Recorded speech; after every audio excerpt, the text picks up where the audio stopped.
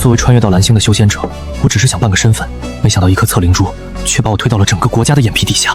行动！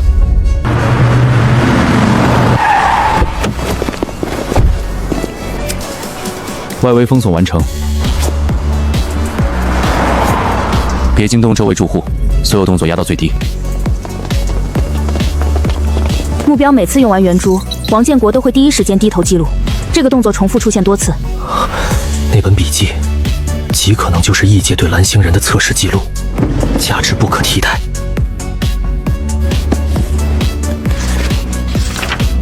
这不是代号，这和修仙小说里的灵根设定一模一样。灵根，那颗发光圆珠是测灵珠，推翻之前所有模型。赵小凡不是异能者，也不是普通超凡个体，他是修仙者。对面世界是完整的修仙文明，在传统修仙设定里，哪怕最差的武灵根也是百里挑一。可赵小凡的记录里，没有一个武灵根。也就是说，蓝星人可能人人都有修仙底子。测勤兑时珠子正常，3色光带稳定，这说明珠子没坏。2位老者碎珠，更像资质超过了测试上限。若这份笔记无误，蓝星面对的不是单一超凡个体，而是一个成熟的修仙文明体系。修仙者是真的，灵根是真的，修炼之路也是真的。那传说中的仙到底存不存在？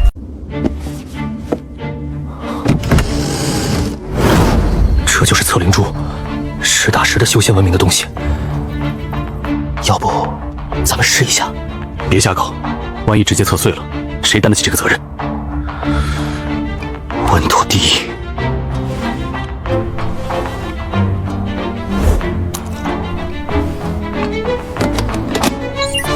公共院落、走廊、客厅、刘强4人居住房间，所有监控和收音设备已布设完毕，仅剩赵小凡私人卧室，是否继续安装？赵小凡私人卧室全部放弃布设，绝不触碰，保留对方最后1寸私人空间是目前最优选择。收拾一下，今天我亲自出面，以绿藤市局长的身份赴今晚的饭局。您亲自去？秦正已经把戏台子搭好了，就得有一个局长站上去。怎么回事？局长什么时候换人了？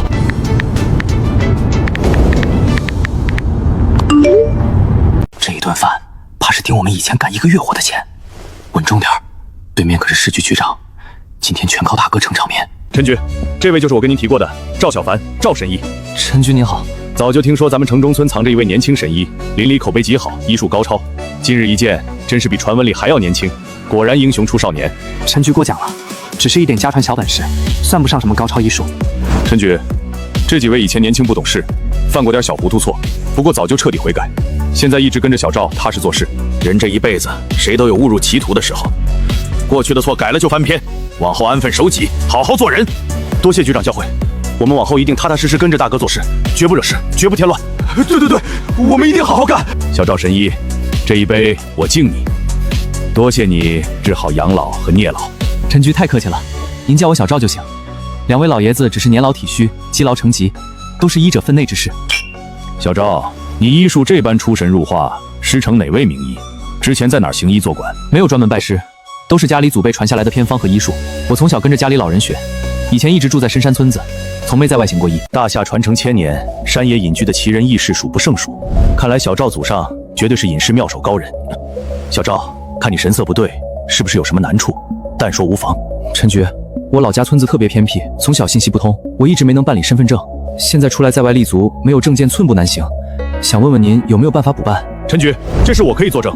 小赵老家那种深山孤村，确实存在常年无户籍、无身份证的历史遗留问题。常规渠道很难补办，不过也不是完全没有办法，只要有熟人出面担保，核实身份属实，可特事特办。村里的人一时半会儿赶不过来做担保。陈局，小赵的担保我来做。秦正，你想清楚，公职人员私人担保补办户籍不是小事。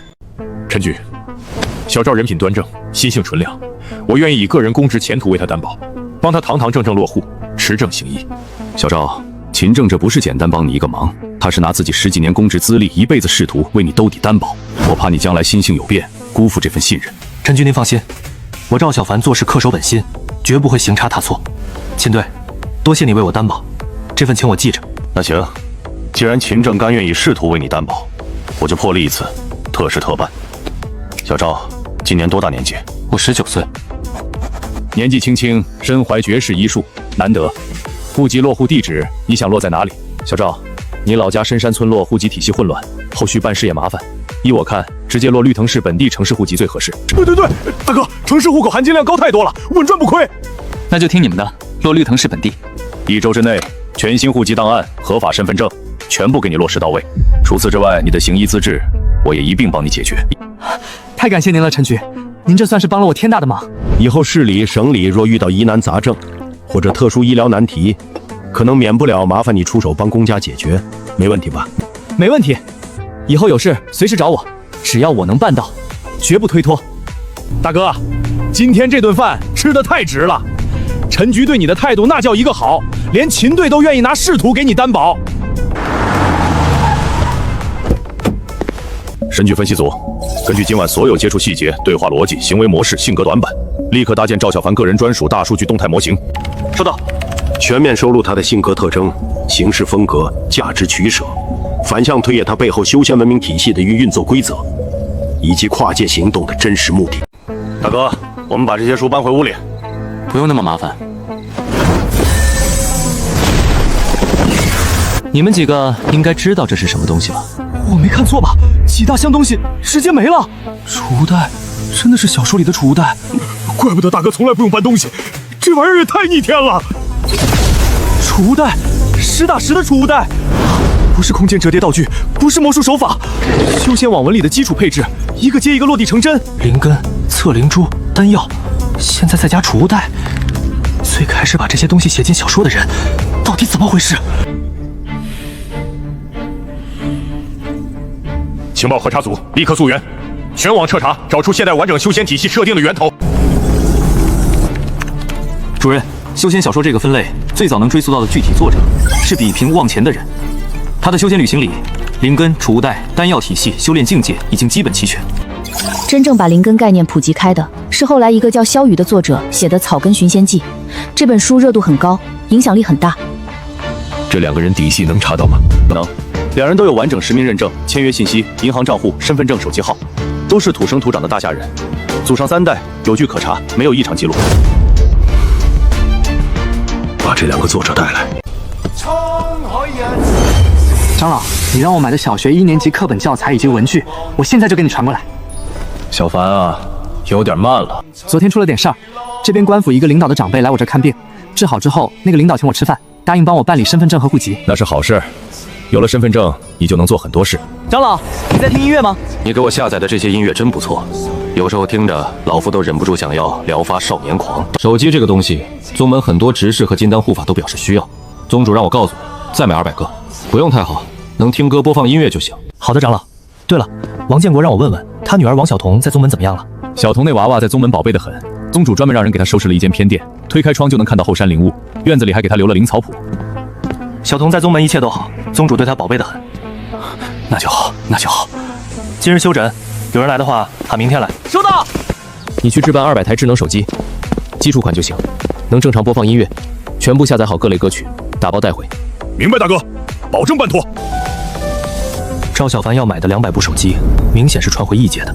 蓝星音乐在那个宗门已经流行起来了。重点是王晓彤，一个10几岁的普通女孩，凭什么被修仙宗门宗主特殊对待？还能凭什么？肯定是灵根等级高。赵小凡测了那么多人，唯独他被传过去。今天是周末，他周末结束时很可能还会回学校继续学习。绿藤七中必须布控，安排一个人去王晓彤班级当班主任，要年轻有亲和力，同时要有观察力和记录能力。明白，我这就筛选合适人选。年龄适配，长期潜伏，耐性拉满，履历纯白干净，观察力顶尖。陈主任，最终人选敲定。女性，27岁，国内顶尖师范学校毕业，重点中学5年班经验，日常性格温柔随和，师生口碑极佳，完美适配长期隐蔽观测要求，即刻下发专项调令。后天周一准时入职绿藤七中，接任王晓彤所在班级班主任。3条准则：不主动搭讪，不刻意试探，不制造异常焦点，只观测，只记录。谁啊？大半夜的，调查署专项问询，请协助配合。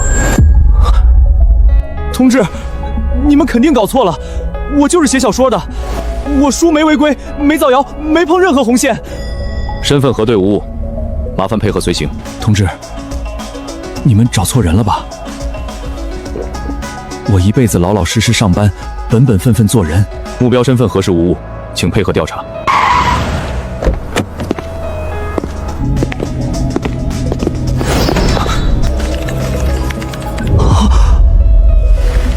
我们两个写小说的，何德何能，能进这种地方？不用紧张，今天找你们不是因为你们犯法，我只问你们2个核心问题：灵根、测灵珠、储物袋、传送阵、宗门体系，这套完整、闭环、逻辑自洽的修仙修炼体系，你们当初是从哪里得来的？领导，这真的是天大的误会！全网修仙晚文都是这套模板，我就是跟着主流套路写的，纯虚构、纯杜撰。领导，我也是纯瞎写的，我就是凭脑子里的零碎想法东拼西凑搭了个修炼框架，完全是凭空想象。既然你们一口咬定是瞎编的，那你们自己看好。你们凭空想象、跟风杜撰、娱乐大众的修仙体系，现在不再是虚构，它是另一个异世界完整文明的一部分。不可能，我就是写小说混口饭阔，从头到尾都是我瞎编的啊！你们祖上无玄学传承，从未拜师修道，也没接触过任何超凡事物，为什么偏偏是你们2个人的大脑能精准复刻异世界展露出来的物品以及宗门架构？现在这里冷静，想明白之后出来找我。接下来我需要你们的脑洞，反向推演异世界全貌。钱哥，你10几年前写那2套休息框架，真的完完全全是自己瞎编的，没有参考任何东西。不然呢？10几年前网文圈一片荒芜，哪来的通用模板？我就是觉得单纯打怪升级太单调，凭直觉拼出了灵根、境界、储物法宝、宗门林立那套规矩。我要这次事件核心人物的全部资料，那个叫赵小凡的异界来人，所有公开、半公开记录。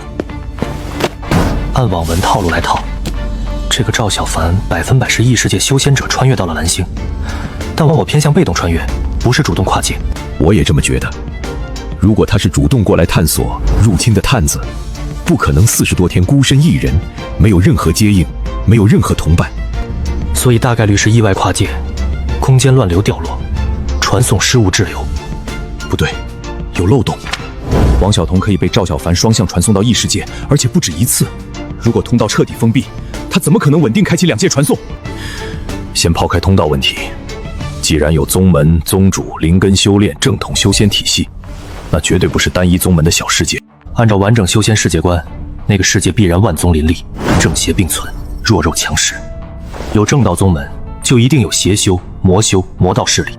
这么说，大夏还幸运了一把，出现在蓝星、滞留在这里的，刚好是正道宗门修仙者。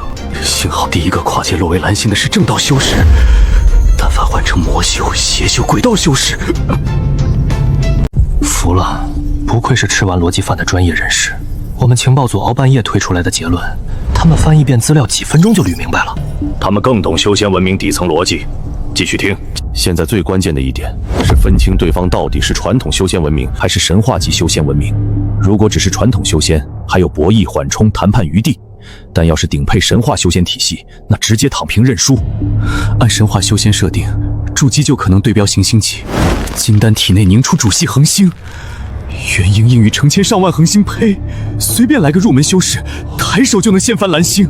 不过基本可以排除神话级体系。根据赵小凡所有日常行为和出手痕迹，完全没有毁天灭地的离谱战力。可就算是最常规的传统修仙文明，对现代科技文明依旧是碾压区。拿元婴修士举例。常规飞行速度3到6马测，看着不如导弹。关键在神识预判，元婴神识散开200多里，导弹刚发射，人家就能感知危险。现代导弹最大弱点是轨迹固定，无法无规则变向。可元婴修士可以瞬移、土遁、急速撤离，导弹锁定目标瞬间消失，最后只能打空。就算动用核弹定点打击也没用，想彻底杀死一名元婴修士，只能数十枚核弹大范围覆盖。代价是直接炸毁一片国土。更可怕的是，人家未必正面硬刚，幻术、隐身术、变身术、替身术，完全可以点地点高层斩首，甚至顶替身份混进内部。真打起来，我们这个程度的科技文明，对上成熟修仙文明，根本没有任何胜算。一个传统修仙宗门弟子，意外流落凡人科技星球，亲眼查证核弹、氢弹的毁灭威力。如果是他，肯定会第一时间把蓝星终极武器情报传回宗门。如果那个宗门了解核弹和氢弹威力，心存忌惮，也许这就是他们没有大规模来人的原因。领导，我有一个想法，要当面汇报。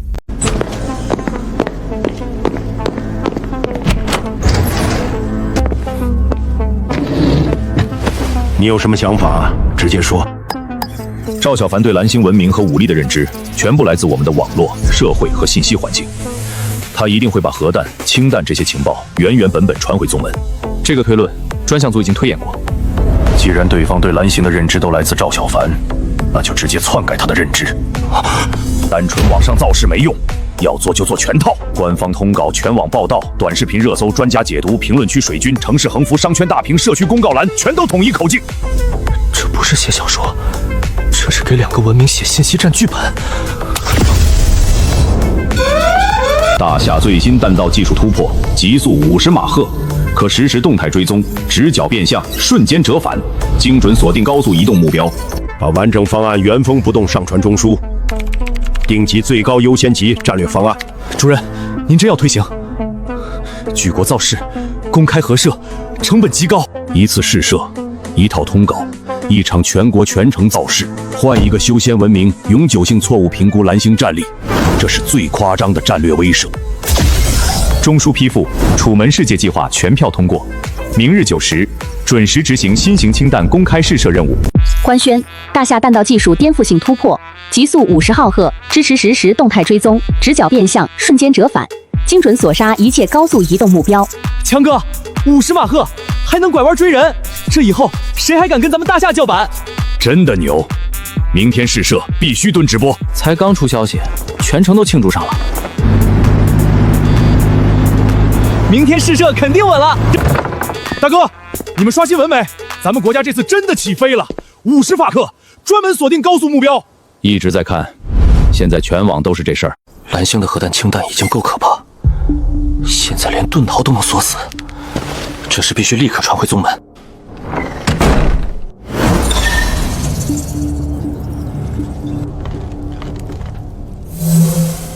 又传东西。周学长老，我紧急汇报一件大事：蓝星大夏顶尖热武器技术完成了颠覆性突破，最高速度能达50马赫，还带动态追踪。全力极速也不过4马赫，50马赫还能折返追踪，这怎么躲？小凡，此事绝非小事，你原地待命，我立刻上报宗主。赵小凡刚传来紧急消息，蓝星大夏新型核武，极速50马赫，无固定弹道，可直角变向，瞬间折返，锁定高速活动目标。明日9点公开直播试射。50倍音速，还得实时跟踪。以往核弹、氢弹威力恐怖，可元婴修士拼命飞盾、瞬移、土盾尚且有一线生机，现在不同了，50倍音速，真要在蓝星被锁定，根本跑不掉。我宗最快破空法器，极致催动也就8倍音速出头，这就是降维打击。更恐怖的不是速度，是他们打破了常规飞行惯性，弹道固定轨迹，能直角变向，瞬间折返。说明他们已经吃透了飞行和动能锁定的底层规则。赵小凡，我问你，此番大夏弹道技术突破问世的消息，是否100%属实？宗主，千真万确。现在蓝星全网所有平台全是这条新闻，不止大夏，海外所有国家、军事机构都在疯狂讨论。明日9点还会全程无剪辑、无遮挡公开直播试射，根本不可能是虚假消息。明天9点，赵小凡，你守在直播画面前，我要全程亲眼观摩大夏的新型导弹试射。堂堂元婴修士，明天要坐在大殿里看凡人放烟花。首长，咱们真造出50马勒的导弹了？你以为全网宣传全是吹牛？这次拉出来试射的是我们长期隐蔽压箱底的极速弹，速度是真的，但网上说的直角变向、瞬间折返、高速目标锁杀，全是临时杜撰的虚假性能。今天是骗局，未来未必不能变成现实。分段直播，虚实结合，起飞、加速、高空巡航，全用真实实拍，展示直角拐弯、瞬间转返、追踪锁敌时，立刻无缝切入顶级拟真特效，光影、尾焰、云层，卫星航拍视组全部1比1贴合现场，不逐帧分析，顶级专家也看不出破绽。核心目标只有一个，骗过赵小凡。修仙界无凡人平等，正道宗门尚且视凡人为尘埃，魔道邪修更可能屠戮凡人，炼魂祭体。一旦修仙者大规模跨界，蓝星没有谈判资格。楚门世界计划必须成功。50码锁，真的离谱，速度是真的无敌，就是直角变向、瞬间折返，太扯了。特效切片预载完毕，转场延迟0.01秒以内，真实极速镇住全世界，虚假变相镇住修仙界。10、9、8、3、2、1，点火发射！真的50马赫！大夏军功封神！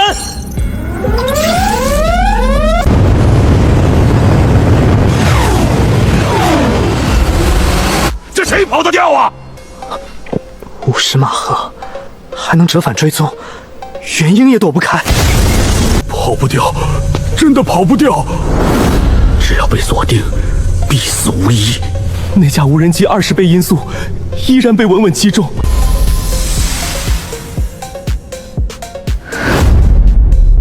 大哥，这导弹真是无解呀！以后谁敢惹咱们大夏？成了，彻底成了。别高兴太早，这只是第一步，威慑、止战，让对方不敢贸然跨界。修仙文明最大的优势不只是战力，是远超凡人的寿元、悟性、规律推演能力，还有无限视线的时间成本。我们展露的科技体系对他们来说，不只是恐惧的终点，也是全新的道路。他们看懂了，就一定会抄我们的作业。接下来不再是单方面监视与防御，而是蓝星科技文明与异界修仙文明的文明竞速赛。如果我们天眼宗掌握这套技术，燕国15宗谁还能挡？蓝星凡人寿不过100年，没有灵气也能100年崛起。他们站在泥土里能做到，我们站在凡人肩膀上，有灵力，有阵法，有修饰推演，只会发得更快更强。无需再畏惧蓝星，蓝星的恐怖在于科技增速，但这份增速现在归我们所有。即日起，放弃跨界蓝星的所有计划，我们不碰蓝星疆土，但依托赵小凡吃透蓝星文明。科技推演堂由柳元基牵头，拆解物理、数学、化学、生物、工程力学、空气动力学。20年内，辖下城镇村落全部开办学堂。科学可以学，技术可以用，但思想必须忠于宗门。中枢批复：楚门世界计划第1阶段跨维度武力威慑造势初步完成。本次核心构思双线博弈推演，由望前独立搭建，萧雨全程辅助细节推演，功不可没。经中枢特批，望前萧雨破格纳入国家级异界专项事务小组，授予特级编外特勤研究员身份，即刻入编，即刻履职。对不起了，我的千万粉丝，从今天起我不写故事了，我亲身入局，守护人间。中枢最终定调，针对超凡外界，针对赵小凡，继续执行4不原则：不试探，不问话，不接触，不惊动。文明博弈没有善恶，只有强弱，只有立场。我们永远不能赌一个未知修仙宗门是善是恶。今日修仙宗门的忌惮和退让，全部来源于我们刻意塑造的恐怖科技战力。一旦暴露虚实，敬畏瞬间清零。中枢第2阶段指令：异界古物超凡材质是现阶段我方唯一能低成本、无风险获取的跨零度战略资源。由老宋、老李、陈远山3人专项负责，持续对接赵小凡，尽可能多获取各类异界古器及材料。既要量大，又要无痕。中枢这是给咱们出终极难题，风险和收益永远对等。他们在抄我们的科技作业，我们就在偷他们的超凡材料。2界竞速，从来不止武力威慑。自今日起，天宫院唯一核心任务，攻坚蓝星书本上移速武器全套原理，重构超凡战力体系，空气动力学、极速惯性逻辑、弹道轨迹演算、动态锁定原理、高爆能量机理，5大领域优先攻克。今日所学，入耳长存。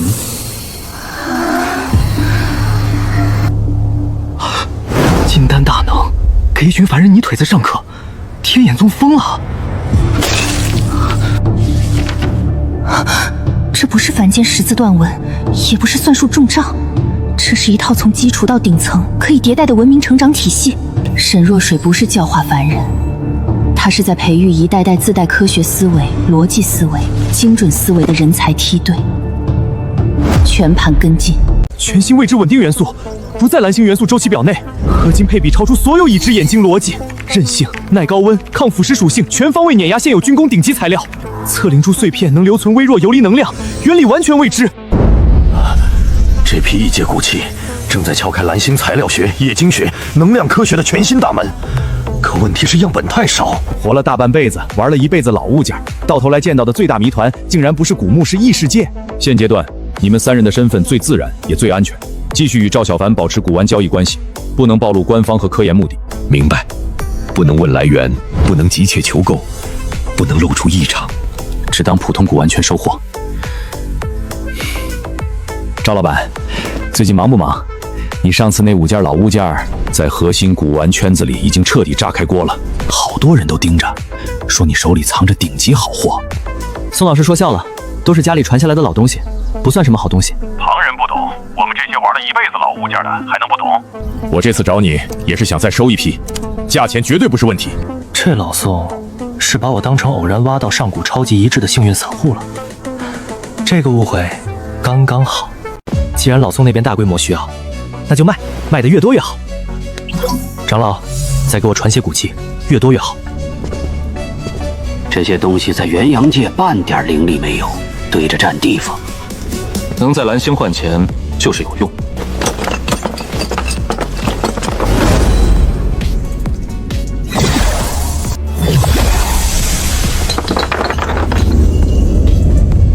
我的天，宗门又传东西来了！30多件，比上次还多，这质感看着就值钱。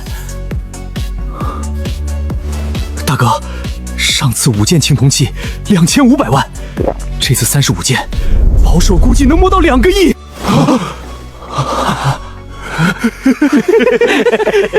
收拾好，下午交易。跨界枚质锁定，就是这枚古灵牌，人工激活，定点对接，定向物资传输，可控、可重复，稳定度100%。传送机制确认了，下一步要搞清楚传送原理、次数限制、距离上限，以及能不能限制传送。宋老师，我手里还有35件同批次的老物，你看你那边吃得下吗？赵老板放心，别说35件，就算再多1倍，我这边圈子也稳稳吃得下，完全没问题。行，那你定个时间交易，就今天下午4点，咱们还是老地方，清音阁。这么急？哎呀，赵老板，真不是我们催你，你上次那几件物件一出圈，整个顶尖古玩圈子直接炸了。急是急了点，但你放心，价格绝对顶格，1分亏不了你的。行，那就4点吧。陈主任，这差事真不是人干的，心脏全程悬在嗓子眼儿，演戏演得我都快神经衰弱了。稳住心态，保持常态即可，千万记住，自然交易、寻常收获就是最安全的状态，绝对不能暴露分毫异常。收拾一下装起来，下午去交易。收藏家看见这一幕，能直接哭出来。在赵小凡眼里是破烂，在我们眼里是无价样本。大夏这边热闹是真热闹，凡人搞出来的动静比宗门大典还夸张。目标已出发，前往清音阁。收到，沿途监控已就位。这批样本可算是救急了，之前只有5件东西，各项实验只能浅尝辄止，舍不得消耗分毫材料。现在科学院总算可以放开手脚，系统性研究了，全部不含灵力，没有任何异常能量变动，纯粹的特殊材质，用来做实验再稳妥不过，完全不用担心出现无法解释的状况。记住，心里再激动也得憋着，等会儿该演戏还得好好演，一丁点反常都不能流露出来。几位，验货吧。品相统一，出自同一个坑，年代底蕴十足，制式古老，锻造工艺成熟，保存完整度极高，属于市面上绝技的顶尖出土物品。都是同一批出土的东西，你们看完了合适就报价。赵老板，这批东西的品相和稀缺程度，在圈子里挑不出任何毛病，我不跟你绕弯子。按照顶尖古玩批量收购行情打包核算，总价1亿9300万。可以，价格靠谱。赵老板果然爽快，依旧按照老规矩，拆分多笔合规古玩流水转账，手续干干净净，不会给你招惹任何麻烦。没问题。赵老板，跟你提前说一声，这大概是我们近期最后一次找你收东西了。为什么？最近风声很紧，官方正在大力整治私下古董交易，所以你手里如果还有存货，一定要妥善收好，千万别随便找人出手，免得惹上不必要的麻烦。方前，你这条连环计策安排得太精妙，借着严打古董交易的消息，断了赵小凡找其他买家的路子。后续拿出什么东西交易，主动权就慢慢落在我们手里了，可以由我们慢慢引导。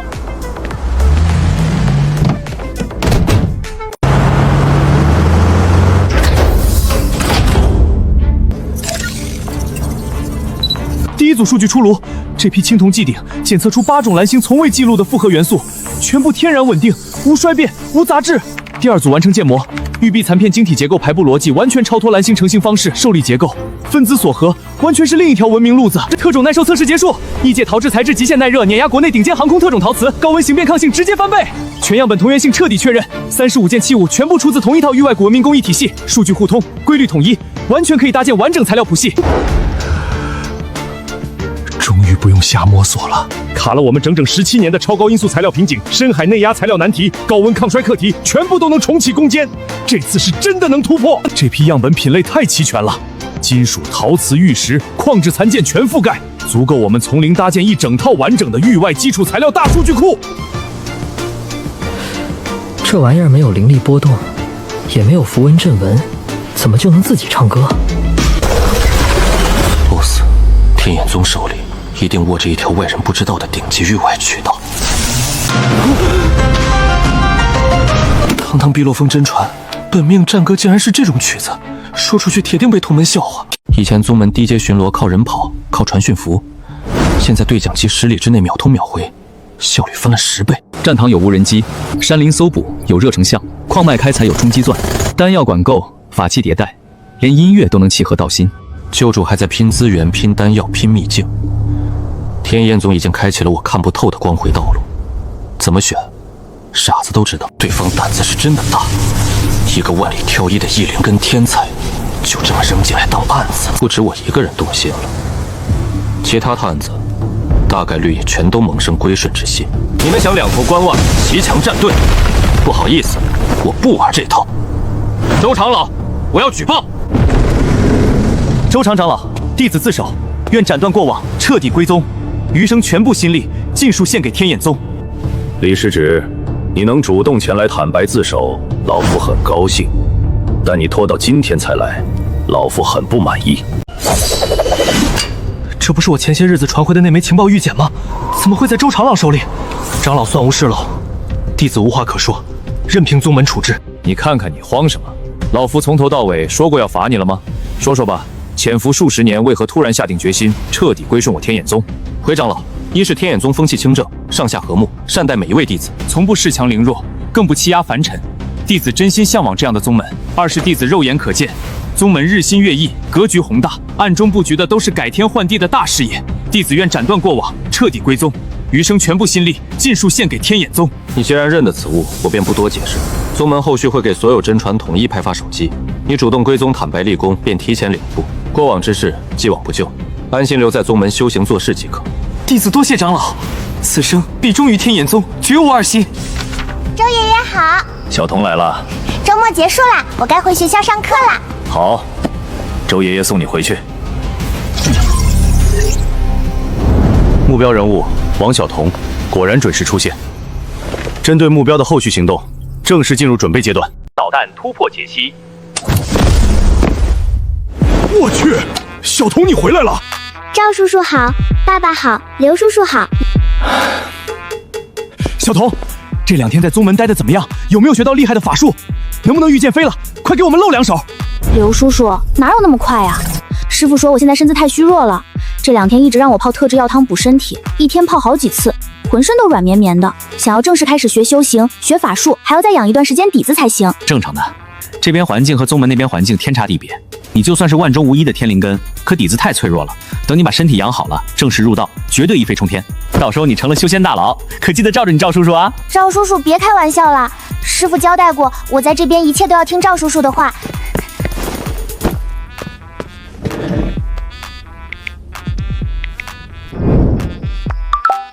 立刻调取王晓彤随身电子设备，重点查看相册、录像、本地嘴存资料。他往返2界2天，极大规律拍摄了异界实景。此刻有信号，应该上传云端了。找到了，相机相册内有大量刚同步云端的本地照片，拍摄时间就是这2日，全部是异界实景。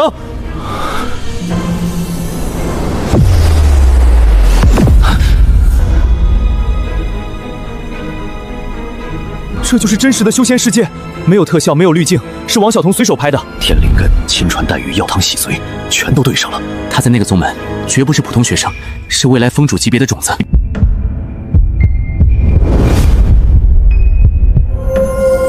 报告首长，这批实景影像的战略价值完全是顶级绝密级别，他们直接帮我们补齐了异界地理地貌、生态环境、建筑重视、修饰生活模式、遇见机动方式、高阶修饰常态形态6大核心空白板块。最关键的是真实性，是王晓彤随手记录的真实异界生态。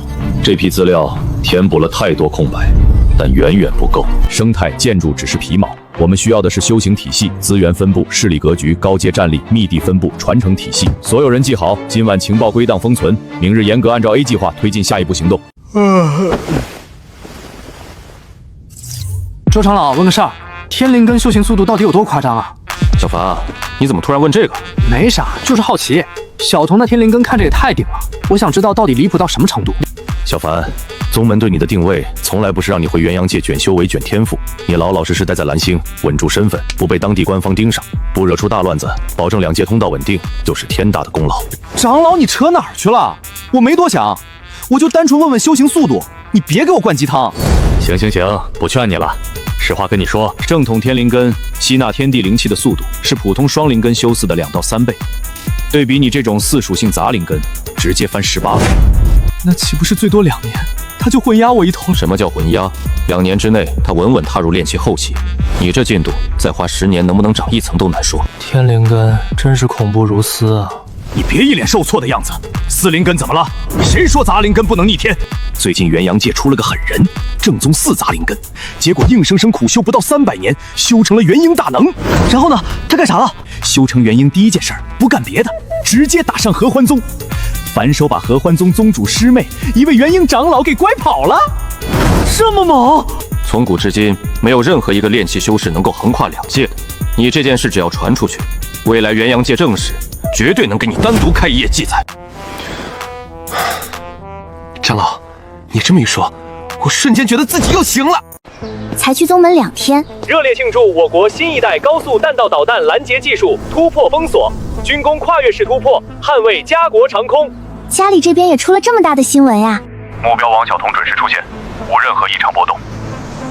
通知调度，目标等候公交，按原性方案衔接路线。我的天，这次导弹突破也太帅了，直接碾压国外所有拦截系统。大夏军工永远的神，这波直接天花板。离谱啊！上一个班主任才来几天，这又换学校什么操作？我听说又是教育局直接安排的调动，完全是临时加急通知。这样也挺好，只要大家都好好上课，就不用再害怕了。同学们，从今天开始，由苏清河老师正式接任你们的班主任，兼任本班语文老师，大家掌声欢迎。目标就是他吗？可往来异界的小女孩。大家好，我叫苏清河，接下来的日子里由我陪伴大家一起学习，一起进步。另外，从今天开始，学校正式推行新的管理规矩，所有学生必须统少交手机，保管在班级收纳袋中，下午放学再逐一发还给大家。啊，还要交手机？不是吧，这也太严格了！大家安静，这是教育局联合学校最新敲定的统一规定，全校所有班级同步执行，不是针对一个班。这哪里是来了个班主任，这分明是空架了一位坐镇学校的太上校长。唉，只观测，不干预，不靠近，不试探。陈主任的准则必须严格执行。跟上，别掉队。体能、耐力、爆发力全面高于同龄样本，异常程度明显。这个，然后是北冥有鱼，其名为鲲，鲲之大，不知其几千里也。注意力、记忆力、精神状态全部提升，不是普通锻炼能造成的差距。数据复盘完毕，综合所有体能、精神、肉身、脑域样本对比，目标王晓彤异界滞留总时长不超过7天。根据目标本人此前口述，他至今从未接触任何正规修仙功法，没有启动任何修行筑基流程，仅仅是数次灵药液浴洗髓，体能耐力上限就已经全方位碾压蓝星同龄人。通知全市教育系统、校医专项组、医疗支援组，今天下午组织绿藤7中全校全员精准体检，覆盖所有年级、所有班级、所有学生。我们要拿到最精准、最直观、最科学的异界习俗体质数据模型，还有他的血液。目标设备就位，启动1级拆解改装方案，剥离全部民用底层系统，清除后台冗余程序，植入绝密级异界观测1号离线内核，加装内置独立不可能模块，环境传感战列，被动影像收音单元。报告首长，异界观测1号终端改装全部完成，设备外观、日常使用体验完全原样复刻。目标本人绝对无法察觉异常，以彻底解决异界无网络的致命短板，可实现无网全自动录像、无网受音、无网全先后生态气象监测。从今往后，目标进入异界的每一分每一秒，所见画面、所处环境、周遭声音、天地变化，全部可以全自动完整收录。之前大夏对异界的了解是碎片化以及被动式的，从这一刻开始，局势彻底反转。有了它，相当于大夏在异界悄无声息布下了一双眼睛。你们是不知道，我之前的老腰疼得我晚上翻身都睡不着，真的不骗你们，这小伙子医术绝了，医院治不好的陈年完毕，在他这儿就是10多分钟的事儿。都别急，别乱插队，老规矩，今天只放30个号，人手有限，再多根本看不完，排到明天天亮都没用。赵小凡现在是彻底入乡随俗，标准双休作息，周末2天雷打不动闭门休息，周一准时开门坐诊。等等，大家看巷道内侧那2个身影不对劲儿，立刻核查身份、来意、入境记录。报告主任，身份核查完毕，2名外籍人员为在绿藤市工作的外籍华裔女婿，定居本地多年，家属是城中村原住民，近期身体抱恙。听闻赵小凡神医名号，专程上门求诊，无境外间谍背景，无异常任务记录，无不良企图。外国人，纯正的蓝星西方人族。迄今为止，王建国记录的笔记本全部是我们大夏人，还没有外国人。灵根到底是血脉决定，还是人人皆有概率？今日刚好可以看看，能够修仙的灵根资质是只有我们炎黄血脉所有，还是众生平等？有意思。不用刻意试探，不用人为干预，不用安排任务。等下赵小凡接诊，他肯定会用测灵珠。老外有没有灵根，能不能修行，马上就能见分晓。这2个人身上的气息和大夏本土人完全不同，是血脉底层的隔阂。大哥，发号的时候没看见有外国人，不知道这是怎么回事。下次留意点。明白，下次老外一律不给号，绝对不让他们进来添乱。你们这是种族歧视，我要投诉你们。哟，中文说的挺溜啊，还知道投诉。我直白告诉你，我大哥看病凭心情，愿意看就安安当带着治，不愿意看直接出门右转，没人求着你们。刘强，拿2个眼罩，戴上。看病为什么要戴眼罩？你们这是违规操作，侵犯我们的合法权益。给你们看病就不错了，哪来那么多规矩？想治就老老实实戴上，磨磨唧唧的直接出去。没想到那蓝星居然也有金发浅莹的异域族存在。长老，听你这意思，我们元阳界也有这种金发浅城的异域族群？自然是有的。可是我在宗门待这么久，从来没有听谁提过白皮人。你没听过太正常了，那都是上万年前的上古旧事了。现在的元阳界新生代修士9成9都不知道这段过往。老夫现在是真的越来越好奇了，这个蓝星居然和我们元阳界重合度高的离谱，不仅有和我们元阳界主体一模一样的黄系人族血脉，连白皮异族蓝星居然也完整存在。小凡子，蓝星的白皮人和大夏黄系族群关系如何？是和睦共处，还是纷争不断？算不上和睦，一直都是长期竞争博弈的状态。大夏文明在蓝星过去几千年里基本都是世界顶尖，唯独近300年突然衰落。西方白人族群借着工业科技快速崛起，抢占了全球话语权，直到最近几10年，大夏才一点点追回来，重新稳住脚。好相似的情况。我们元阳界上古时期，黄系人族鼎盛数百万年，雄霸中州大地，文脉鼎盛，修士如云，屹立元阳界之巅。也正是那段盛世岁月，让当时的先辈放松了警惕，极西白皮异族借机蛰伏崛起，靠着诡异血脉天赋和疯狂扩张，一度横扫半座元阳界。那一场种族大战持续数万年，无数传承断绝。长老，既然他们当年带来的冲击如此严重，几乎让人族陷入存亡危机，为什么只将他们迁离，而没有彻底解除后患？想彻底解决，但无法深入，最后由最强的大罗帝国牵头，联合所有顶尖宗门，直接重兵封锁整片极西疆域，硬生生把这群白皮异族困死在贫瘠死地里面，让他们永世不得东出。长老，那这2位外籍来访者还需要继续接诊治疗吗？治，当然要治，而且老夫要仔细确认，蓝星外籍族群与我们元阳界的上古外域族群究竟只是外貌相近，还是生命源球之间存在同源关联？麻烦了，真的一模一样，几乎和我们元阳界古籍记载的极西白皮一族完全对应。小凡子，拿测灵珠给他们2人逐一测灵。伸手，握住。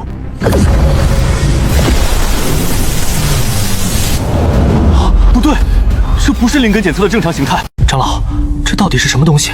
我从来没见过这种测灵异象。小凡子，记住这个画面，这不是灵根，这是魔魂。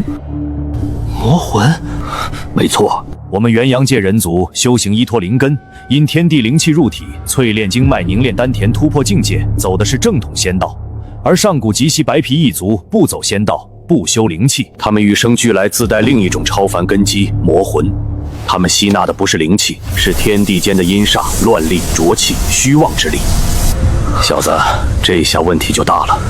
蓝星的局势远比我们想象的特殊，完全不同，和大夏灵根体系没有半点重合点，混乱、躁动、多色混杂，无固定属性，这到底是什么东西？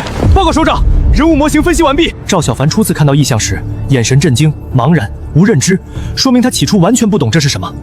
但几秒过后，他的表情快速转为凝重。结论是异界那边的高阶修士当场告知了他真相。找人。我写了这么多年修仙文，构思过无数灵根、体质、变异天赋，从来没有这种伪乱魔性体系设定，完全超出我的认知。我虽然不知道这是什么，但我敢肯定，绝对不是好事。从现在的情况来看，我们大夏全民灵根，且代表正向、有序、可修行、可精进、可控的超凡根基。而这种杂乱、躁动、互相冲突的光斑，完全是反向体系，而且两个老外都有，那么很可能代表每一个白肤色的外国人都有这种超凡根基。全部数据最高密集封存，立刻启动全球人种超凡体系溯源，不管是神话还是传说，不得有误。小凡子，跟你说两件事。第一，韩秋的商贸大楼基建全部完工，楼层、商铺全部就位。再过几日，燕国16宗大比将正式开启。例会开始，力学组先行汇报。过去1个星期，力学组全员拆解传统御剑飞行模式，结合蓝星力学公式、阻力与惯性定律，完成全域精准测算。历代修士御剑仅凭个人经验微调方向，把控平衡。但量化测算后，我们发现恒定输出就是最大的资源浪费。同等飞行距离下，灵力综合损耗直接降低20%以上。热血组，传统炼丹完全依赖炼丹师个人修为、控火经验与手感预判。我们依托热传导、热辐射公式重新测算炉体结构，优化炉壁厚度、内部通风导流、聚热区域。温控能稳到何种地步？炉内温度温差变动直接缩减50%。以往只能炼出5成滚象丹药的普通炼丹弟子，使用新式丹炉后，成丹率稳定90%以上，废丹几乎清零。继续，电磁组。本组已基本吃透书籍所在基础电磁实验，灵力穿透金属藻体会自动激发可控磁场波动，磁场强度与灵力输出数值完全成正比。灵力与电磁场并非2套独立体系，灵力可以催生电磁力场，按照物理闭环逻辑推导，磁场必然也能反向影响灵力。以培元丹为例，古方记载6种配料，2味辅料承担核心药效，4味辅料负责调和药性，但经过多次定量测算确认，4种辅料里有2味药材对药效没有任何正向贡献，纯粹是古方代代流传中惯性叠加的无用好。荒唐！古方传承万年，岂能凭一纸公式随意否定？3次独立重复炼药对照实验，结果完全一致。我想问诸位，我们修士体内的微观能量货币到底是什么？只要我们找到这种载体，破解灵气转化、细胞代谢、肉身改造的完整机制，无灵根凡人亦可修仙。继续深挖机制，但全员修仙的落地实验暂时封存，在找到替代灵气、人工造能的可行方案之前，绝不允许贸然触碰全民修行的底线。怎么回事？降龙稳去天眼宗内门，从无断联情况，难不成暴露了？培元丹、氧气丹、固灵丹全都管够。新式飞剑比魔灵门老旧法器强太多，水往低处流，人往高处走。陈护法，你也别怪我不讲情义，世道本来就是如此。魔灵门守着老古董规矩，固步自封，天天打打杀杀，内斗不止，资源抠抠搜搜，半点前途都没有。反观天眼宗，革新大道，眼界超前，资源丰厚，前景无量。我在这边吃香喝辣，稳步突破，凭什么要回去给你们当棋子卖命？没想到吧，你们布下的探子就这么简单的背叛了。好好等着吧，宗门大比，天眼宗会给你们个惊喜。这些每一样都足以让其他宗门眼红，到时候就不是惊喜了，是冲击。邪门，太邪门了！往年我们的内线稳得不能再稳，就算是天眼宗严查奸细，最多揪出1、2个漏网之鱼，怎么可能10几个人同时断联？难不成天眼宗早就摸清了我们所有暗线名单，趁着这次封山，悄悄把所有人一网打尽了？可这根本说不通，一网打尽必然有厮杀，有抓捕。我宗可是有一名金丹护法，若是出了问题，必有动静。可我们蹲守在外这么久，天眼宗山内风平浪静，半点抓捕清洗的迹象都没有。没有打斗，没有清查，却能让10几名常年潜伏、经验老道的卧底同时失联。天眼宗现在的反侦查手段到底恐怖到了什么地步？我们现在连对方在做了什么、怎么做的都不知道，太被动了。 10几名潜伏暗线，还有金丹修士，全员失联，没有任何异常动静。依我看，不能再这么被动干等，再过几日就是16宗大比。天眼宗偏偏在这个节骨眼封山所欲，绝对有问题。干脆我们6宗联手，直接前往天眼宗，逼他们给个说法。胡闹，纯属找死！天眼宗摆明了封山避世。 若我们6宗强行集结上门，等同于直接开战。你们未免太高看沈若水，也太小看化神境界了。近万年来，元阳界4大域，无数天骄冲击化神至骨，9成9的人最后都是灵力崩体，道心破碎，身死道消。沈若水元婴后期巅峰，看似只差一步，实则是天堑鸿沟。他敢强行冲击化神，大概率就是自取灭亡。诸位先别急着下定论，看看这个。 前几日，我暗中前往落霞宗外围，以御兽秘术渗透探查，悄悄拿到了落霞宗新办学堂的课本典籍。折腾半天，天眼宗、落霞宗耗费人力物力，顶着全修仙界的嘲讽以及跟风办学，就是教凡人小孩1+1等于2。凡人寿命不过100年，肉身孱弱，无灵根，无大道。就算你教千万凡人读书识字，又能如何？离谱！折腾半天，天眼宗、落霞宗耗费人力物力，就是教凡人小孩1+1等于2。凡人寿命不过100年，就算教千万凡人读书识字，又能如何？还思想平德，心怀善意，简直滑天下之大稽。沈若水从不做无用之功，林清霜宁丢面子也要跟风，2大顶尖宗主不可能同时犯傻。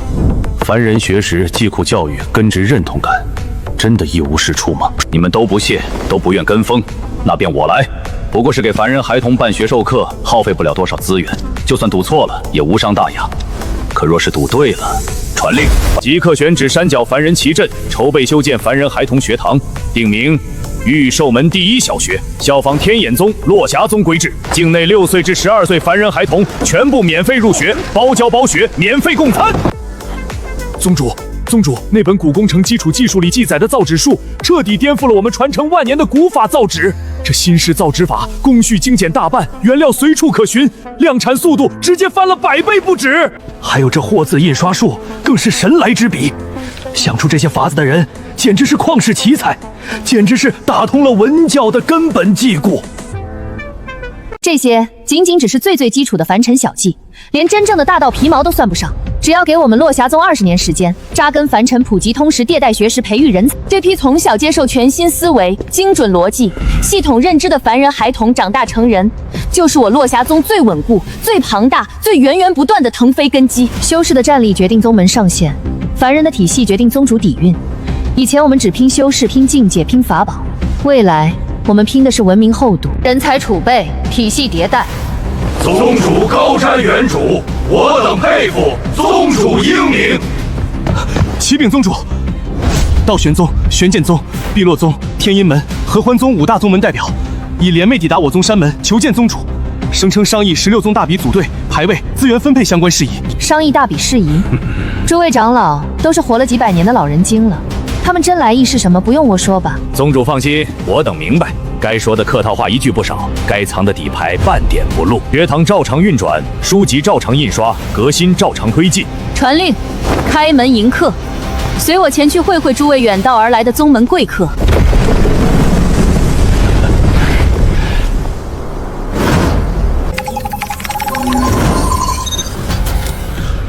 出门计划让赵小凡信了，也让他背后的宗门信了。可这份威慑能维持多久？ 在座各位基本都接触过网络修仙文学，心里大概有个强弱概念，但那些都是艺术加工。我们现在拿出的，是结合赵小凡所展露的手段，以及通过王晓彤在学校的表现，以及血液分析，从而基本可以做出推断。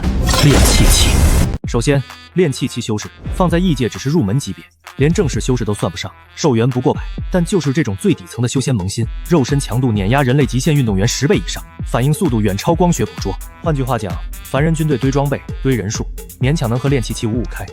如果他们再配上小说设定那些各种符箓，其中的差距只会更大。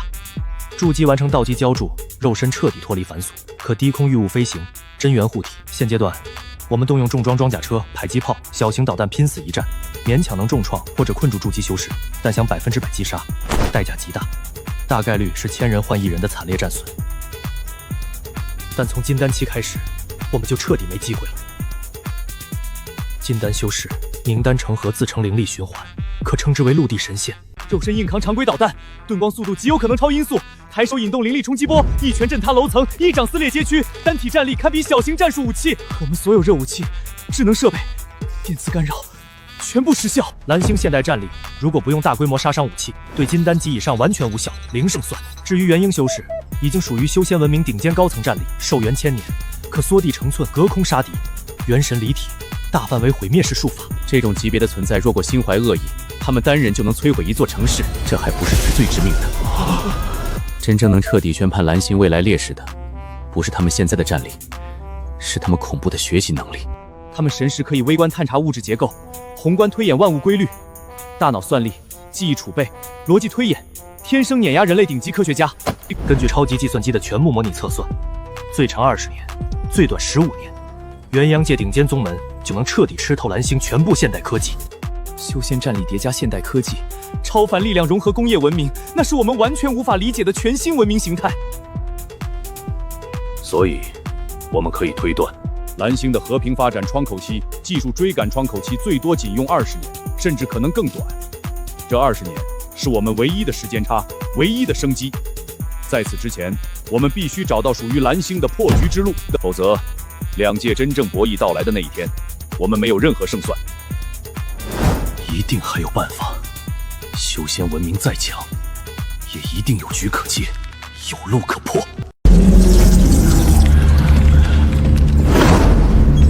王乾，你有什么想法吗？刚才萧雨的推演没有任何问题，单纯比拼个体战力，我们蓝星文明全方位处于绝对劣势。那难道就真的一点办法没有？只能干坐着等20年，等他们彻底吃透我们所有科技，完成仙科融合，然后大举降临蓝星。常规手段无解，正面博弈无解，但是修仙文明内部有解。继续说。我们写了10几年修仙文，最基础的套路永远不会变，那就是修仙界万宗民力、仙魔对立、资源厮杀。一个庞大的修仙世界，绝对不可能只有一个宗门、一股势力，即便是同属正道的宗门，也永远不可能团结。没错，按照这个思路推断，赵小凡背后的宗门见识到我们的科技，等于手握划时代的逆天机缘。换做任何一个宗门，第一反应绝对不是分享，而是彻底垄断，闭门独享。你的意思是，将赵小凡背后宗门获得的机缘通告其他宗门？对，这就是我们唯一的生路。我们没办法拦住他的宗门变强，我们没办法对抗仙科融合的强大文明，但是我们可以借力打力，让外界所有宗门都知道他们在偷偷掌握可以颠覆整个元阳界格局的逆天力量。一旦如此，赵小凡背后宗门的闭门分养节奏直接就能被彻底打乱。没错，他们一旦乱起来，就没时间盯着蓝星。他们一旦陷入宗门博弈，我们的20年倒计时就会无限拉长。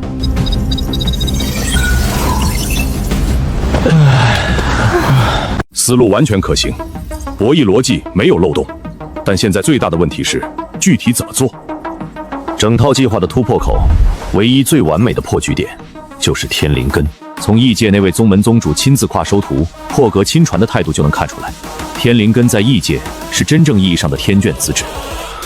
这么看来，这个异界宗门的胃口远比我们预估的还要大，一边疯狂吃透我们的科技体系，科技人才两头通吃，属实野心滔天。没错，他们的终极目标就是全方位掠夺蓝星的文明红利，双管齐下，彻底拉开文明代差。但反过来，这也是我们唯一能利用的破绽。经过这段时间对赵小凡的问诊求医的病患来看，我们大夏几乎人人有灵根，在海量人口的概率之下，绝不可能只有王晓彤一个天灵根。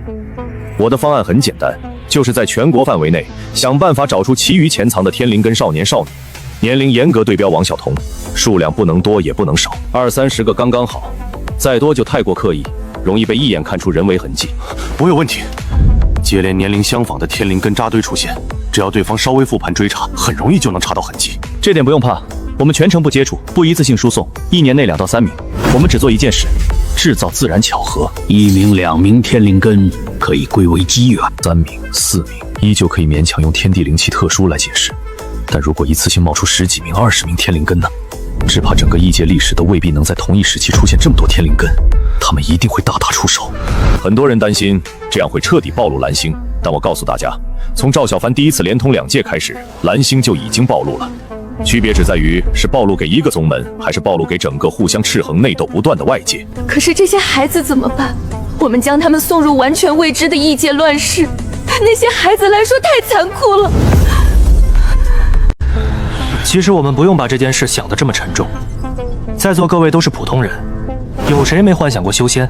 对我们这些背负文明压力的决策者来说，这是牺牲；但对14、15岁正是爱幻想年纪的孩子来说，这是一辈子都求不来的天大机缘。没错，从古至今，凡人谁不慕长生？谁不向往超脱凡俗的大道？而且大家完全没必要担心他们的安危。我们送过去的是天灵根，他们根本不可能受到半点亏待。计划可行，定名为乱局借天计划。立刻整理全套方案，博弈推演模型，风险预判报告，加密上传中枢，申请全域专项授权。第一，生命科研组立刻接手王晓彤全部生物样本数据，全面拆解他的血液、细胞基因，判明天灵根专属生物特征。第二，大数据中心配合，启动全国隐秘无感普查，悄悄筛查所有适龄青少年，精准定位潜藏天灵根。第三，材料物理专项组、超自然研究院全力拆解研究测灵珠碎片。我们不能永远依靠赵小凡的测灵珠被动找人，必须自主研发出属于大夏、适配大夏人体的灵根检测技术。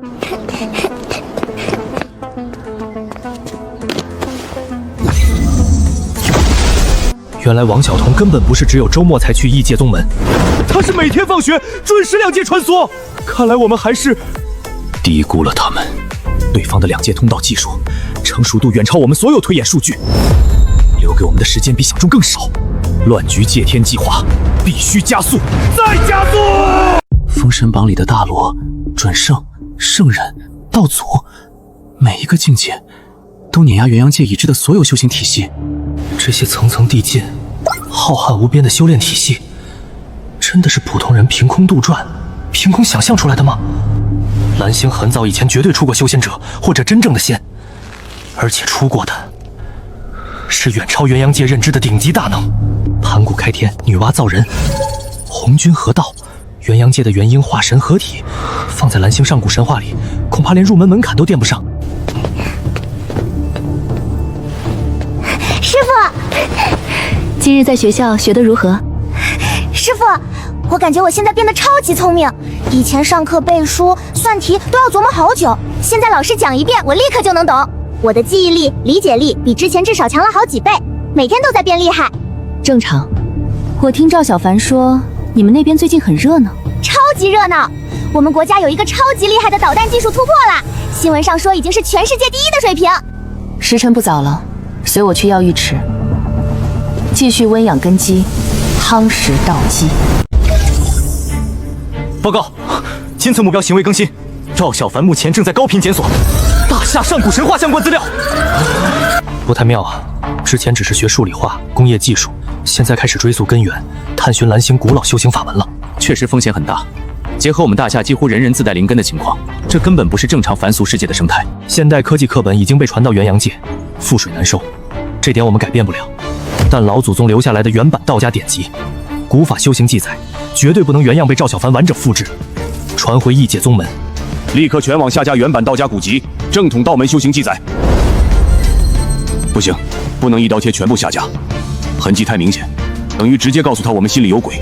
立刻联动全网数据平台，原版核心古本做隐蔽篡改，删减关键章节，混入大量后世伪本、杂编、民俗故事式版，做到真假参半，版本混杂。收到。如果上古神话都是真实历史，那些盘古、女娲、上古真仙、远古大能最后都去了哪里？说实话，我也好奇。但真要是还有上古存活的顶级大能存在，我们现在的文明秩序根本扛不住。哼，主任，我突然想到一个更好的法子，能加速引导赵小凡把手里那2亿资金花出去，继续为了后续购物资金卖异界的各种物品。说来听听。赵小凡现在满脑子都是上古仙道、蓝星古老修行传说，此刻他做梦都想找到蓝星上古修仙的真实证据、古法典籍。既然他想要，那我们就直接给他送上门，把他的2亿资金直榨干。大哥，这么晚了去哪儿？出门去书店买书。又买？大哥，你这阵子买的书都能开办学校了，难道宗门那边还不够吗？这次买道家典籍、古老经文、传统古籍一类的书。大哥，这我就看不懂了。你不是隐士修仙宗门出来的吗？还用得着我们去书店买？你们不懂，宗门隐士太久，藏书全是数千年前的古本。宗门让我搜集的是近几千年的道家演变典籍，补全宗门缺失的文脉缺口。破案了！赵小凡从头到尾都没有对身边几人坦白真相，他刻意包装自己是蓝星本土隐士宗门传人，用这个身份完美解释自己的超凡能力。大哥，现在城区书店早就全部打烊关门了，你要是真急着看道家古籍，我房间里刚好有几本，你先拿去凑合用。坏事了！道德经是道家万经之祖，道藏总纲；周易是诸天术数源头，推演大道根基；黄帝内经是人参经脉、气血阴阳、肉身养炼的正统源头典籍。怎么会是这3本？王建国，你说你一个开黑诊所的医生，房间里放着这3本书籍干什么？大哥，就是这3本，我以前好奇之下买来研究过，没看出任何门道。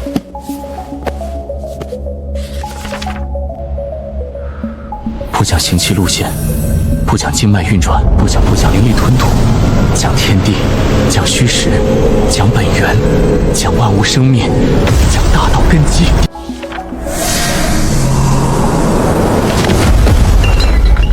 哈哈哈，炼气6层了！我之前卡在炼气4层半个月，一点动静没有。刚刚翻完一遍书，直接连破了2层。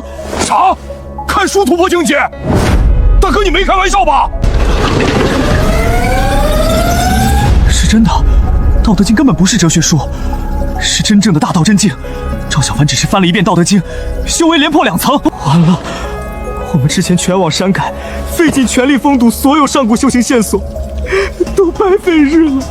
现在他手里握着的是蓝星上古流传下来的最核心的3本本源大道，没时间犹豫了。现在《道德经》的秘密刚被验证，他还没来得及吃透，更没来得及把3本真经传回外界。只要我们现在拿下它，局势还有挽回的余地。绝对不行！我们的确有能力在大夏本土拿下赵小凡，但赵小凡从来不是单独的个体，他是异界宗门实时监控的核心目标。我们一旦动用武力抓捕，只怕那个宗门的高阶修士会立刻跨界而来，到时候爆发的就是全面2界大战。那我们就眼睁睁看着我们老祖宗留下来的无上瑰宝白白流传出去。话说回来，我实在想不通一件事，《道德经》流传2000多年，从来没有任何一个历史记载有人读了之后能引气入体突破修为，凭什么赵小凡只读1遍就能连破2境？很简单，我们是凡人，没有修行根基的人，一辈子只能看懂皮毛，连门槛都摸不到。可对于踏入仙途能沟通天地灵气的修士来说，每一句话都是大道指引。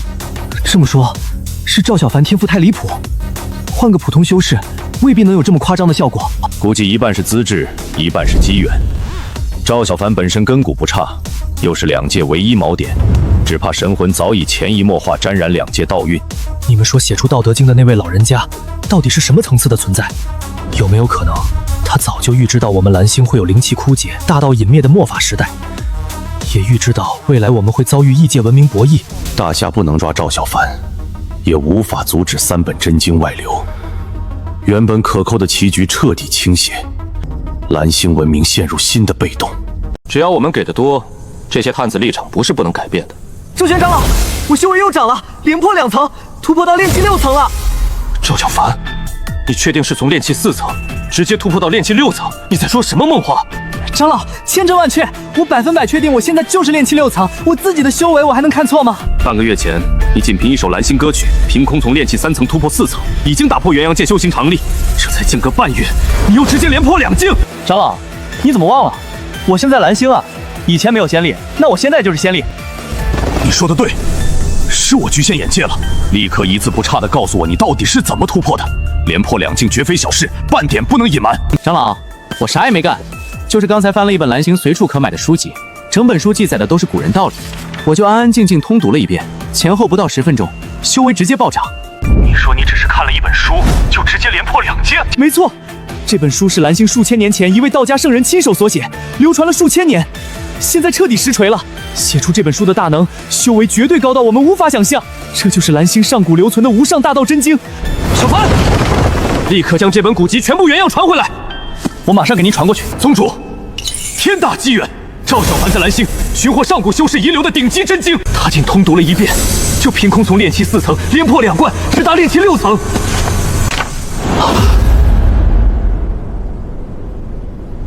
赵小凡，你是不是闲得无聊，故意拿老夫寻开心，传过来一本空白册子？你告诉我这是无上道经？长老，您说什么呢？您再仔细看看，第一页开篇就是“道可道，非常道；名可名，非常名。无名天地之始，有名万物之母。”停下，别说了，你嘴里念的东西全是杂乱怪语，根本不成章法。我真没胡闹，也没看错。这里面会不会是2界之间有什么我们不知道的诡异阻隔？周旋，紧急传讯说发现蓝星上古真经，东西在哪儿？宗主，情况异常。赵小凡方才报备，他在蓝星通读一本当地上古馆籍，10分钟连破2界。可他将古籍通过跨界令牌传回宗门后，我看到的全书空白，无一字，无一道韵。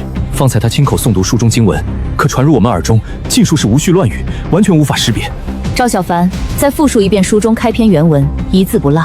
道可道，非常道；名可名，非常名。无名天地之始，有名万物之母。停！赵小凡，目视书本，确认是否有字。宗主，全书清晰可见。宗主，我把另外2本真经也传过去，也是空白的。小童，你看看这本书，里面有没有字？师傅，这是《道德经》呀，我以前上学还学节选段落呢，上面明明满满都是字，清清楚楚的。不是传讯故障，是蓝星上古圣道自带的所界规则，元阳界生灵无论修为多高，都无缘窥探。小童，你把书的第1页完整念给为师听一遍。好的，师傅。道可道，非常道；名可名，非常名。无名天地之始，有名万物之母。停吧。师傅，我念的不对吗？你念的没错，只是为师听不到正确内容。抄写也不行。师傅，是不是我太笨了？不是你的问题，你看得见，说明真经是真的；我们看不见，说明它不属于我们。从今日起，这3本书你每日都要读，读不懂没关系，能读多少算多少，能记多少算多少。好，我每天都会认真读的。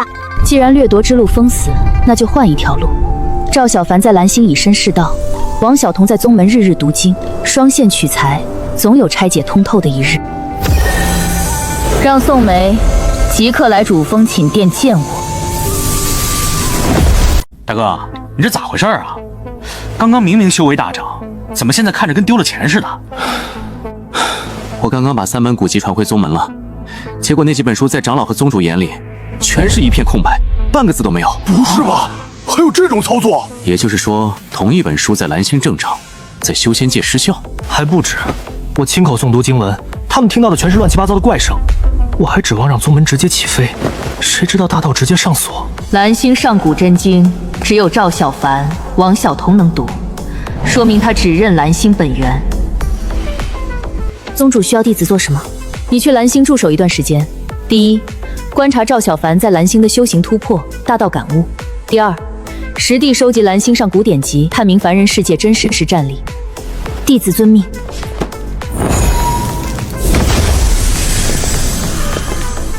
一丝天地灵气都没有，彻彻底底的绝灵废土。素梅师姐，宗门顶尖天骄，她怎么过来了？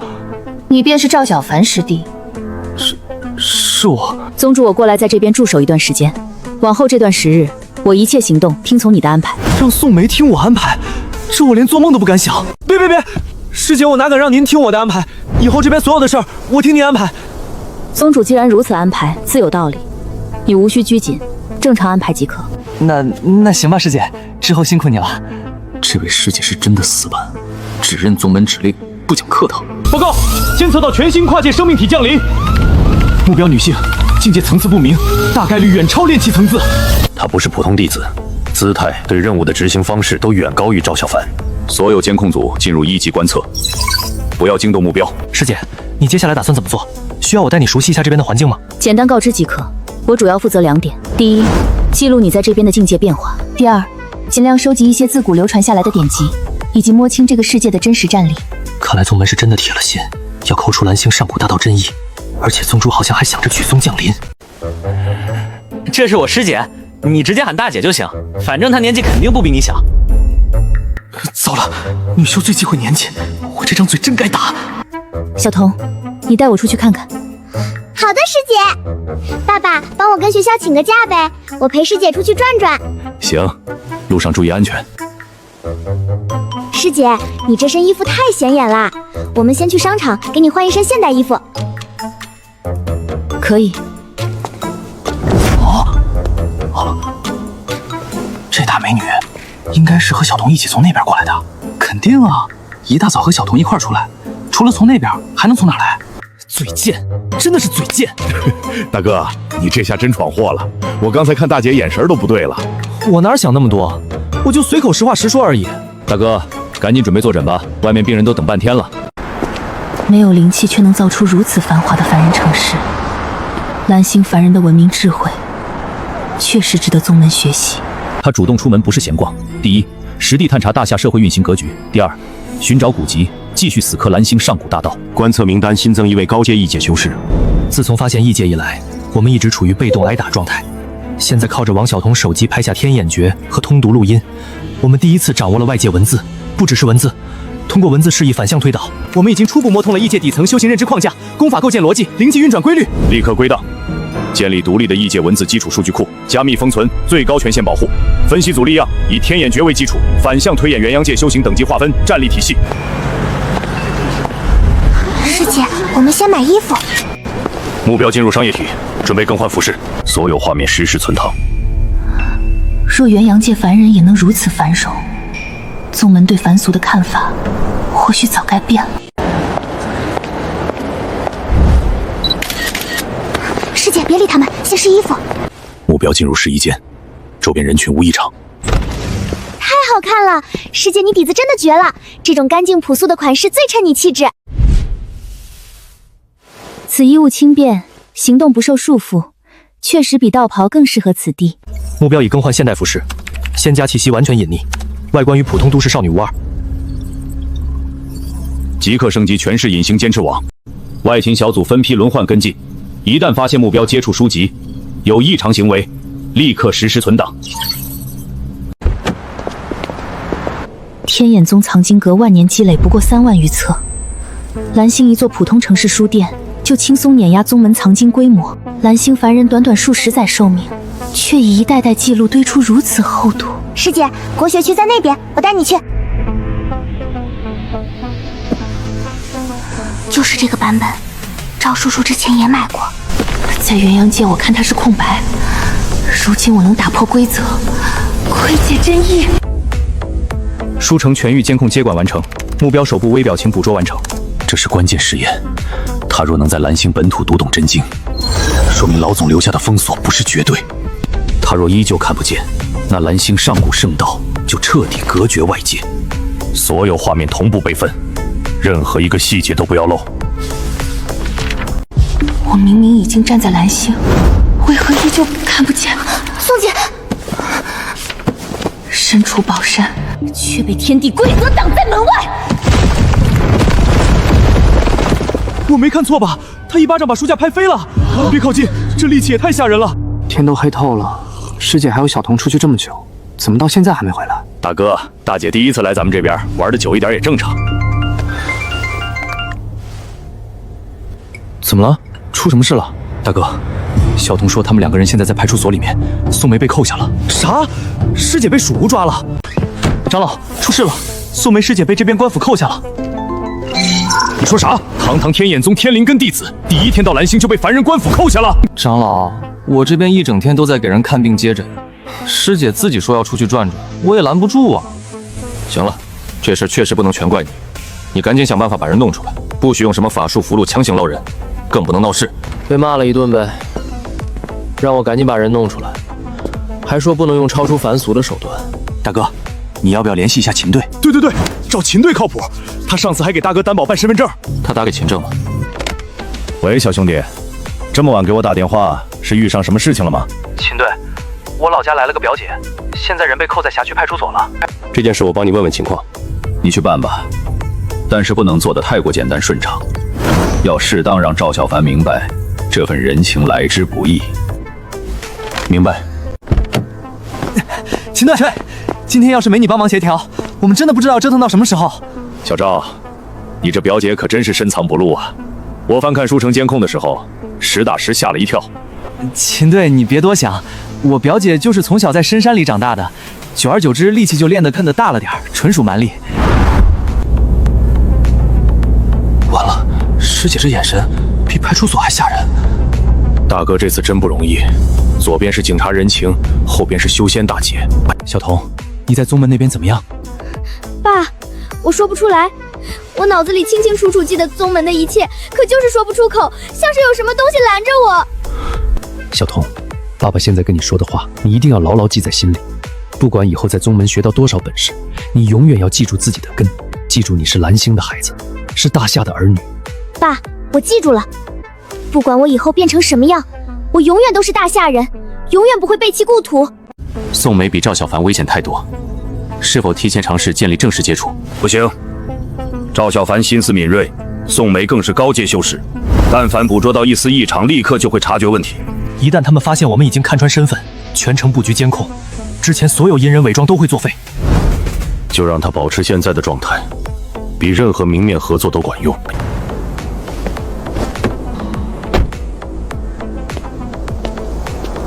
大哥，天色不早了，忙活一天我们也累了，你们慢慢聊，我们3个先回房休息了。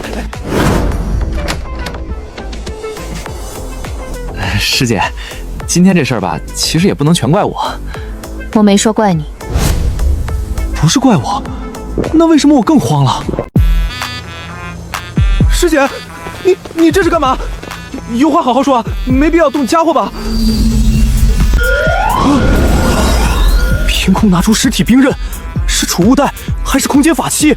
这就是传说里的飞剑吧？上来。师姐，我能不上吗？不能。修仙者还恐高，说出去丢人。可这玩意儿真不是我一个练气6层该玩的。这座城市比我想象中更繁华。师姐，你要看城市，咱们可以坐车慢慢看，不一定非要飞这么高。你怕高？没有，我只是觉得低调重要。我试过，我的令牌无法催动，你的令牌为何能跨界传讯？你来。赵小凡，咦，宋梅也在啊？事情处理完了？长老，我们刚回来没多久。长老，我今日在蓝星书城亲自试过，《道德经》《周易》等上古典籍，我亲手翻阅，依然是空白。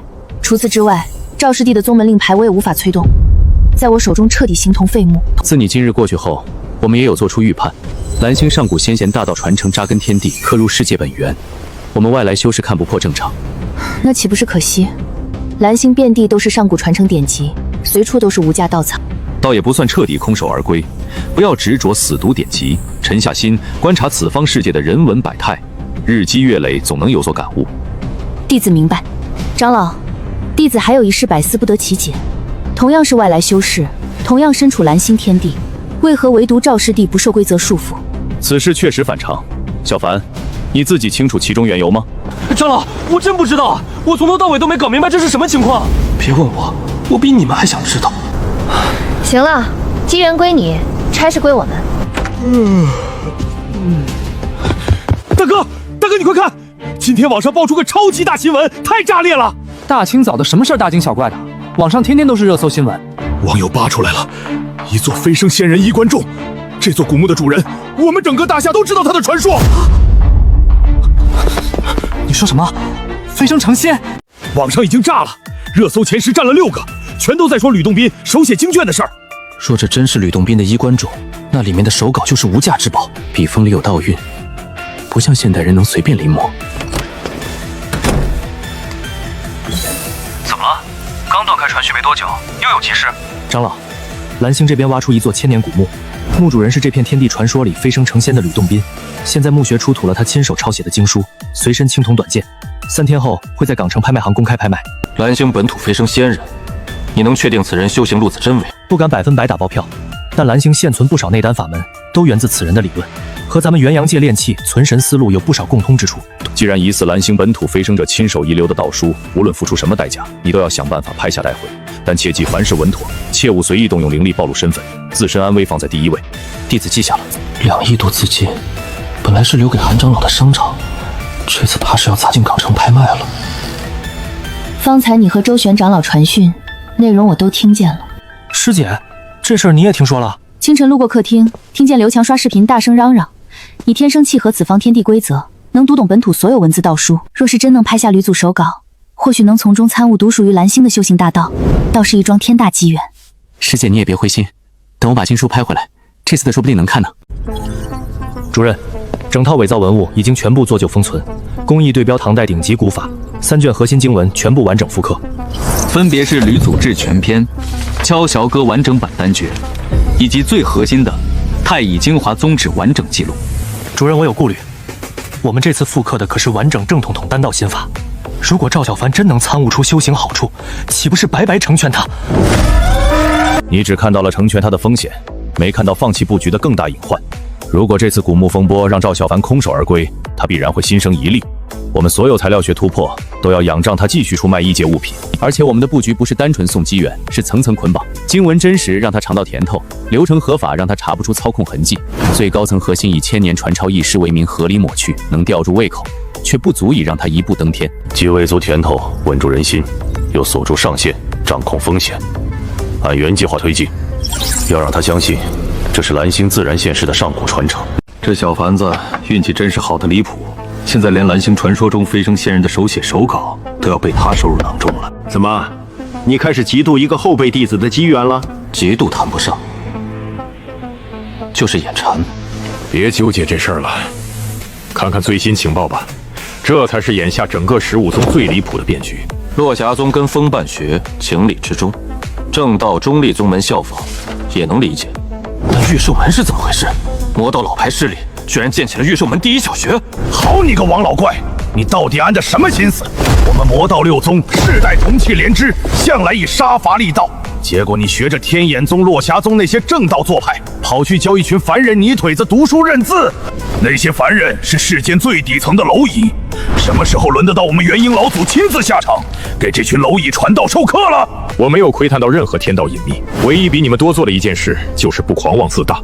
沈若水执掌天眼宗几百年，从无失策。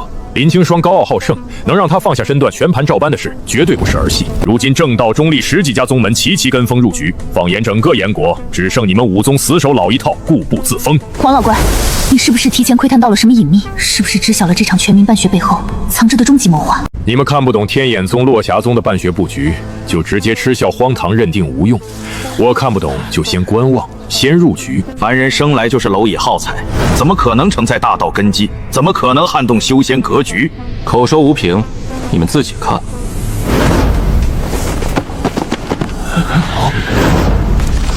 这纸不对劲儿啊！不是灵才所制，就是普通凡人纸张，怎么能有这般质地？这字迹字字如一，没有半点人工手写痕迹。惊讶吧？这就是我从落霞宗打探到手的新式造纸术和货字印刷术，只要排好字模，片刻之间就能批量印出千百本书籍，效率碾压古法万倍。你们以为办学只是教小孩认字？不，这是在抢凡人根基。我玉寿门抢先一入局，就是抢占未来1000年的先机。技术原理、工序步骤、原料配比，全部都在里面。这5套教科书你们留下，看不上丢了便是。我魔灵门的学堂开篇必须写我是魔灵家人，照抄玉寿门规制，先把学堂立起来。不管幕后谋划是什么，先入局再说。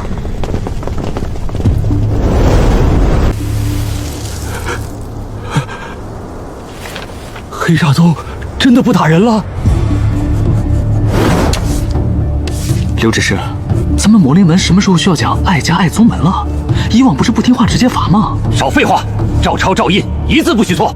老祖，其余宗门全都照办套路，咱们的先机是不是快没了？先机从来不是靠守着规矩来的，他们只是学表面收拢人心，没有后面更深一级的课本。就看不懂学识堆叠、技术迭代的底层逻辑。全员入局，全员模仿，全员浮于表面。这就是宗主真正的格局。办学不是为了教化凡人，是为了重固整个元阳界的文明底层逻辑。算术构建量化思维，自然通识解界天地规则，工程技术打破古法桎梏，思想成真建立秩序归属。3层叠加金晶，筑基后期全力劈击都只能留下浅痕，居然被这银色灵能直接穿透炸裂。7天同读初中物理学，拆解能量传导逻辑，最终研带出第1代灵能激发武器。长老，课本里的力学、导流、压量、能量守恒逻辑，完全适配灵力运转。按照量化数据，每次改造都有明确方向。第1代灵能枪先标准化量产，从今天起，天宫院成立灵械武器司。别人读周易看卦象吉凶，我看到的却像是天地运转的规律，万物成形的根源逻辑。观鸟兽之文与地之意，近取诸身，远取诸物，于是使之气有。蓝星上古圣贤观察天地万象，模拟万物之形气。元阳界炼器却只讲灵力、阵文、灵才，2条路本该是1条路。以前我只能死记步骤，知其然不知所以然。现在看，每一道阵文弯曲弧度都对应阴阳平衡，每一次灵槽叠断顺序都暗合万物相生。大哥这是又悟了，别说话，万一打断了咱们担不起。他又有重大收获，偏偏我什么都看不见。报告首长，目标取出秘册，系统精准比对确认，是异界宗门完整炼器图解，属于修仙宗门正统修行炼器体系。炼器图解，那是外界修士打造法器灵械、阵法器具的核心工业体系。如果能和蓝星现代科技结合，可能比几十件外界器物样本还重要。这东西必须想办法拿到手。我们之前只能拆解异界材料，靠着推测和分析去想象修仙文明的工业，现在是完整图解。只要吃透这套图解，我们就能对修仙文明的炼器有一个清晰的概念。用超算系统逐帧收录异界炼器图解，发给首都科学院研究。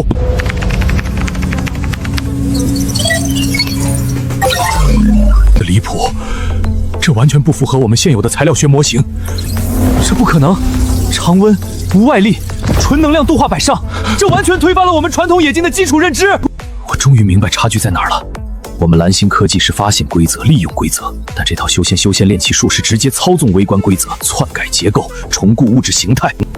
诸位先冷静，这套炼器工艺所有操作的没制灵气，这是先决条件。没错，异界天地自然充满灵气，是他们整套工艺运行的基础。我们蓝星不存在原生灵气。不用悲观，灵气本质只是一种高活性游离能量载体，既然是能量载体，就存在替代方案。短期试验方案使用强电磁场、高能磷离子说、高频电冒充充当临时替代介质，但无法复刻高阶炼器效果。中长期2条路线并行：第一，持续依靠专项组，通过赵小凡稳定获取异界样本，捕获微量游离灵气；第二，投入算力研究能量转化装置，尝试把电能转化为具备灵气相似特性的高能场域。各位，我插一句，我们从拿到测灵珠碎片的第1天起，就在尝试反向解析它的检测原理，但一直卡在一个环节上。我们只知道它能感应灵根，不知道感应的是什么信号，也不知道信号如何转化为可见的光带。配合小童的血液数据，我们确认了一件事：灵根在生物层面对应着一种特定的微观能量印记。测灵珠的作用就是捕捉这个印记，而这本图解里恰好有一套关于能量标记识别的逻辑。它的底层原理应该和测灵珠是相通的。测灵珠的碎片告诉我它做了什么，血液样本告诉我它检测的是什么，炼器祭典告诉我它可能是怎么做到的。给我3天时间，我应该能把属于大夏自己的测灵珠做出来。通知所有专项筹备组即刻待命。如果测灵珠研制顺利，3天后借局乱天计划所有前置筹备环节全面提速。全国适龄青少年隐秘筛查方案、天才建档追踪体系全部提前启动推演，随时准备全域落地。报告主任，紧急突发情况，目标人物宋梅刚刚被辖区派出所依法带走，目前留置候审。详细汇报全过程，起因、结果、涉事人员，一字不漏说明白。根据路面监控，傍晚宋梅独自离开小院外出，8点左右，她在城南一家网红烧烤店独自用餐，结果吸引了5名男子的注意，他们主动上前搭讪骚扰，言语轻浮，举止油腻，存在明确的肢体冒犯意图。后续宋梅正当防卫，全程不足3秒，5名男子全部倒地，失去行动能力。目前宋梅已被派出所带走配合调查，全程态度淡然，十分配合笔录工作。另外，我们紧急溯源核查完毕，5名涉事男子并非普通闲散人员，是绿藤市本地盘踞多年的黑恶势力团伙骨干。该团伙幕后头目极度暴怒，扬言要动用所有人脉关系，彻底废掉宋梅，让他付出惨痛代价。离谱，真的太离谱了！黑恶势力头目扬言废掉宋梅，怕不是不知道自己惹的是什么级别的存在。凡人团伙叫废掉修仙宗门高阶修士，这简直是本年度最好笑的笑话。即刻对接辖区派出所，定性本次事件为正当自卫。走完法定流程后，立刻无条件放人。第二，启动绿藤市全域扫黑专项行动，即刻落地，连夜执行。第三，下发内部长效通知，同步全国所有城市治安系统，建立异界来贺维稳预案，全域排查市井地痞、黑恶势力。核心原则只有一条：杜绝一切可能主动挑衅异界修士的行为，从根源掐灭所有不必要的冲突隐患。我们不能让这群市井杂落的无知狂妄毁掉整个蓝星文明的存续大局。收到，即刻执行。喝点水吧，别紧张，就是做个笔录。我没有紧张。唉，行，你也是的。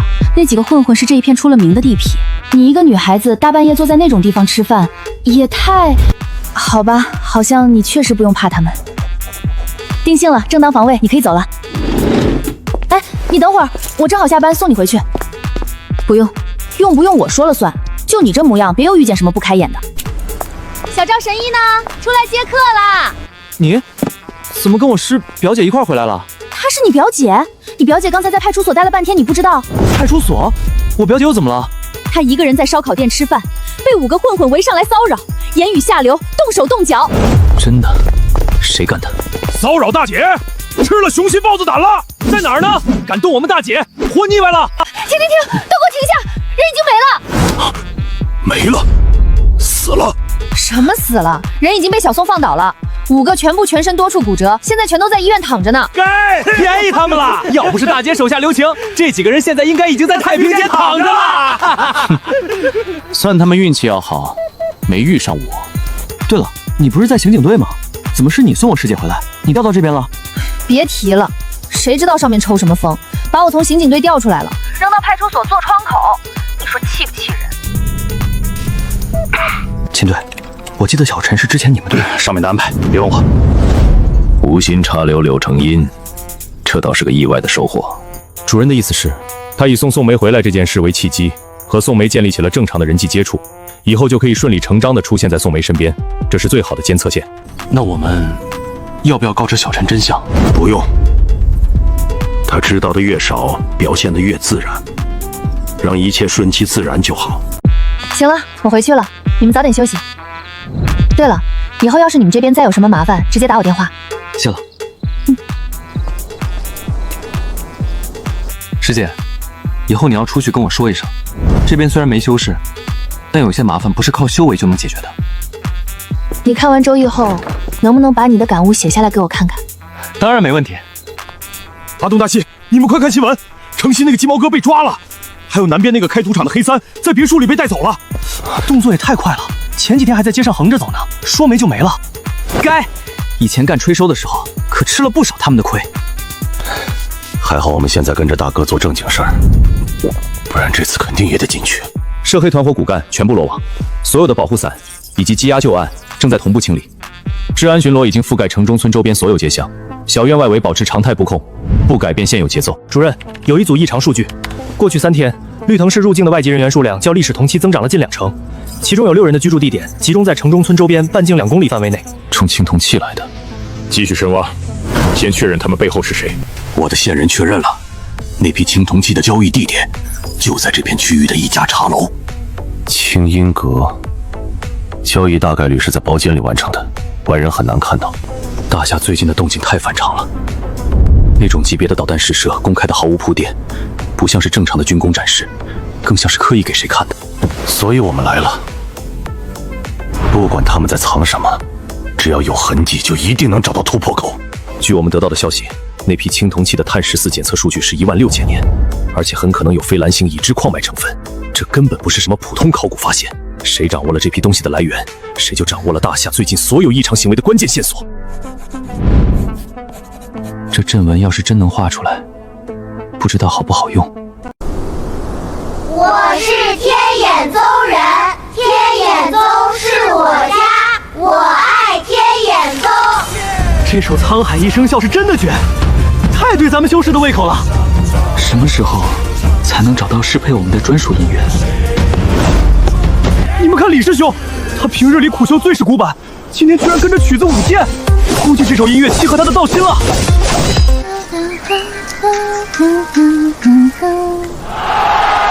自我入道1000年，从未见过天眼宗有这般鲜活鼎盛的模样。新旧相融，文武兼备，教化凡人，革新术法，开拓商路，条条都是新生大道。真的变了。如今我天眼宗办学于人，走的是增量大势，步步都是向上之计。这套全新体系正在一点点打破修仙界万年不变的桎梏。我宗根基已然远超其余宗门，其余宗门只学皮毛，不得精髓，根本无力追赶。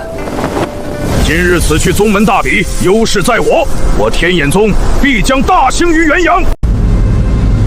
诸位师侄，我们等待这一届16宗大比已经等了太久，我只问大家一句：这一趟灵虚秘境有没有信心拿下第一？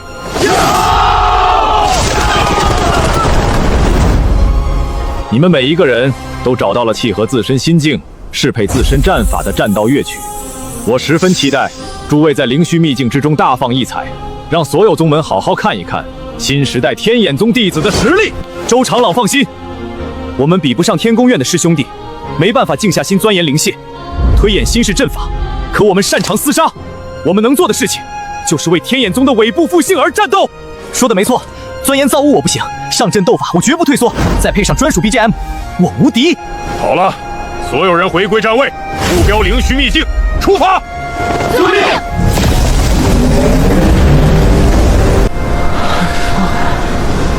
以前我一直觉得咱们这艘御风车速度尚可，可自从知晓蓝星拥有50倍音速的导弹之后，再看咱们这御风车，越看越觉得慢慢吞。不必心急，天宫院已经把新一代高速御风车列为重点项目，全力攻坚，最多半年时间，全新版本就能落地成型。新版御风车速度能够达到如今这艘的3倍，届时就算长时间持续高速航行，也不用频繁停靠补接灵材，那就是9倍时速。若是遇上战事，最后即便打不过，有了新式御风车，谁能拦得住？不止这些，后续量产的细风车可以预留搭载灵能轻炮的阵位，遇到危险不必被动防御，可以主动发起攻击。好，早该如此。汉秋，零灵枪威力没得说，就是持续射击之后阵纹容易过热。天宫院那边说还在改良散热结构，已经很强了。金丹之下，若是猝不及防被击中，防御法器都扛不住。长老们吩咐过，适当展露实力，但不能一次性把所有底牌全部揭开，得循序渐进。都记牢了，进秘境第一件事别乱冲，先保住命最重要。灵虚秘境有强制传送规则，咱们哪怕是同一波踏进来的人，落地位置也是随机分散的。运气好能2、3个人凑到一块抱团，运气差的直接孤身一人落荒山野，四周全是陌生妖兽和别的宗门对手，千万别有侥幸心理。还有一点，秘境外围常年萦绕寂灭灵物，不是静止的，是持续向内收缩的。这物专啃灵力，只要身处其中，体内灵气就会被疯狂侵蚀，持续耗空。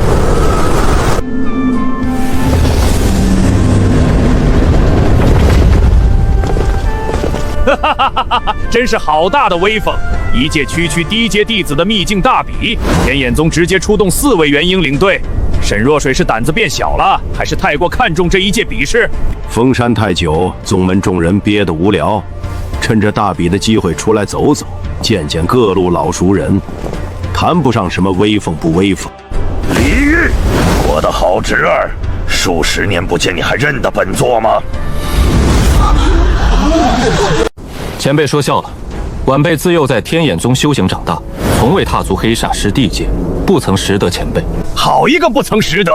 几十年前，日日围着本座身前身后转，一口一个叔父叫得亲热无比。入了天眼宗山门，就不认旧人，不认故土了。李道友此言就不对了。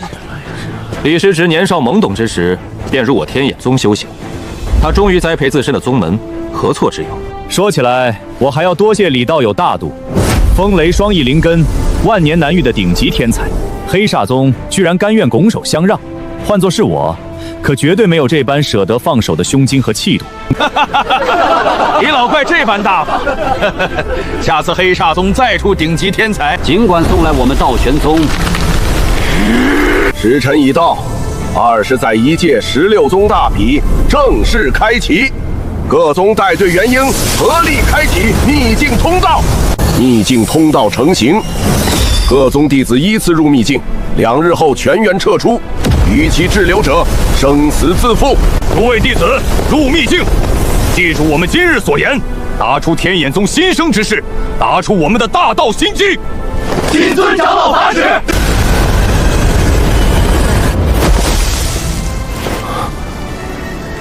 运气不错，刚落地就撞上一只落单的天眼宗炼气蝼蚁。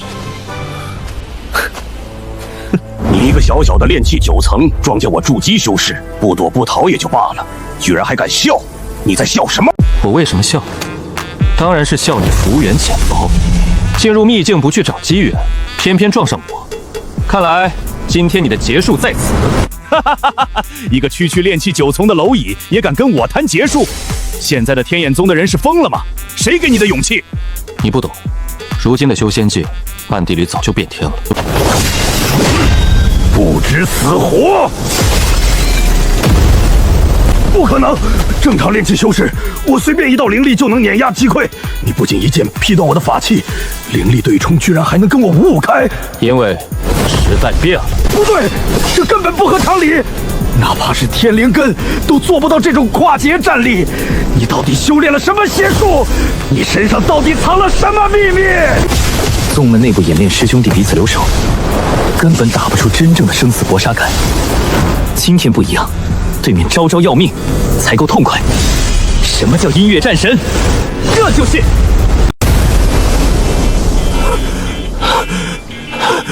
你这筑基修为也就这点本事？天眼宗居然藏着你这种越级怪物，是故意压境界卡在炼气9层的吧？天眼宗就不怕你陨落在此？我在宗门里就是最普通的一批弟子，修行40多年，死死卡在炼气9层，从头到尾和天才2个字沾不上半点关系。至于我为什么能跨界压你，死了之后自己去问地府鬼神吧。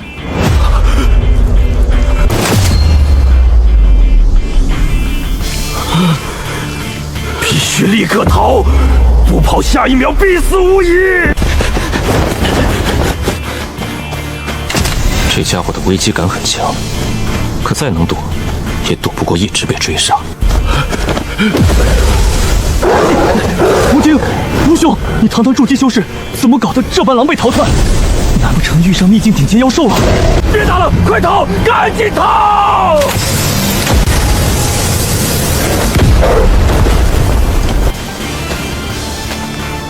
还真碰上了熟人，那就一起算战绩。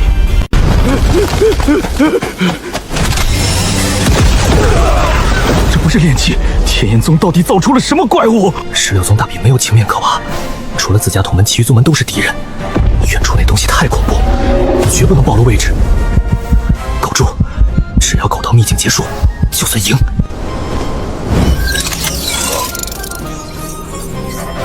西南有黑煞宗猎杀队，3筑基7炼气，方向锁定李玉，附近同门注意，准备支援。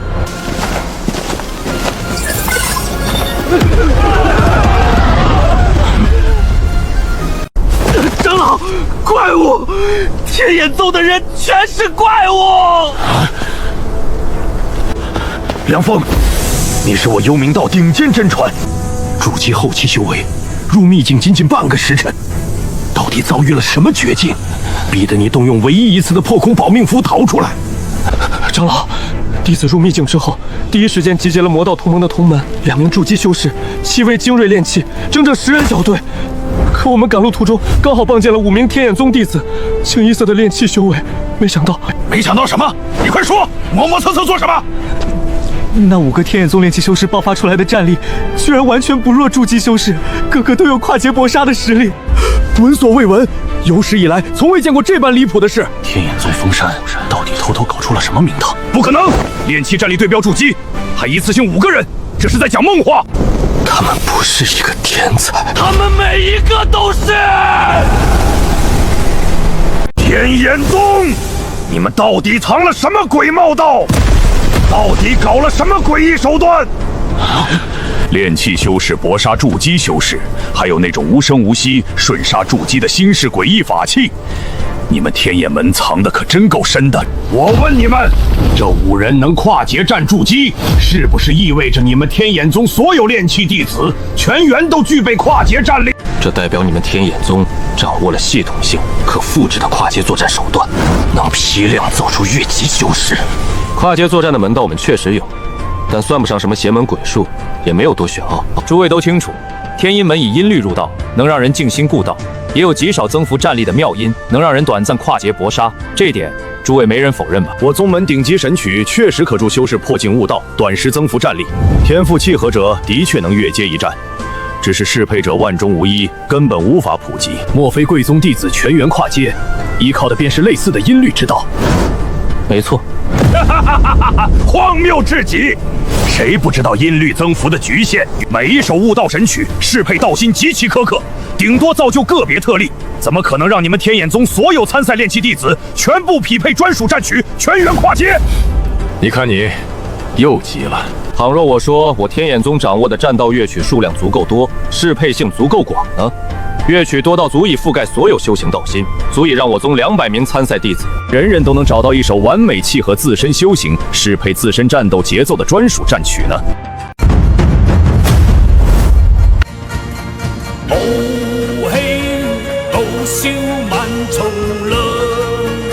我的灵力突破了，这不是普通乐曲，这是神曲。小童，你怎么看此番秘境之外的局势？各位长老爷爷做得很稳。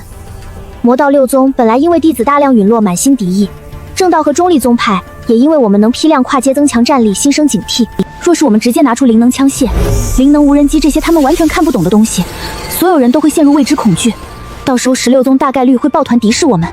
既坦诚展露实力，又不让大家觉得我们掌握了禁忌鬼术，在当众开放神曲，让所有人鉴赏。虽然暂时消解了敌视，但也挑起了贪念。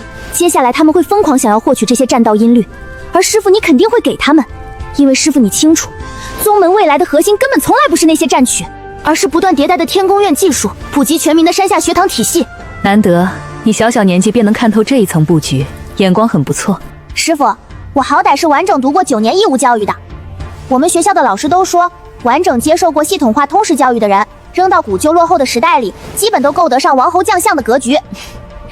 此话不假。我相信在师父的布局下，天眼宗的新式体系会传遍整个元阳界。灵力耗尽，今日便到此为止。4位道友既然当众展出此法，想必并无藏私之意。如此逆天的大道神曲，必能造福整个炎国修仙界，还请天眼宗开诚布公。诸位同道多虑了，我天野宗习得全新战道音律，自然不会独享机缘。此番开放神曲，就是打算与16宗共享，整体拔高我炎国修仙界的实力底蕴。我炎国修仙界整体实力越强，抵御外患的底气就越足，这是惠及所有宗门、所有修士的好事。道有高义，天眼宗胸襟格局令人佩服。不过这批神曲是我天眼宗数十载潜心钻研，历经无数次试错打磨，才最终完善成型的。数十年付出的心血代价，总不能白白落空。韩道友放心，我等岂能让贵宗白白付出？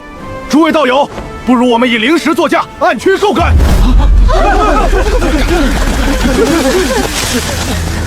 引气洗脉，凝气筑基，蓝星的凡人网文化本，每一步入门细节竟都摸到了真实修行的底层脉络。神识剥离、拆分、控念，多线并行，元阳界竟从未建立过这种系统体系。元阳界所有功法，默认灵力一次凝练成型即止，为何不能2次、3次循环提纯？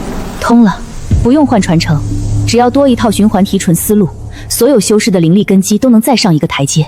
标记传送、小型化、随身化、秘术化，这会彻底改写修仙界逃生遁法体系。化神第一步，神魂脱壳，独立天地，不依灵力，不负元婴，方得自在真我。方向是对的，古籍无载，先前无传，却是真正独立于元阳界之外的突破化神之法。这本书的作者，真的只是一个凡人杜撰想象的吗？简直不可思议！无价。蓝星凡人不受雇的想象力，本身就是一种道。师兄，我们算是活下来了。活下来只是侥幸，那个李煜根本不是单独行动，他只要发现敌情，不到片刻，四面八方就会冒出天眼宗的弟子。壮，你怎么现在才来？收割了多少？17个。可以啊，你的战绩稳如袍前。200人，一个不少。幸好我们没有跟风针对天眼宗。我们人多，趁出口未开，最后联手围杀一波。疯了！你想找死，别拉上我们！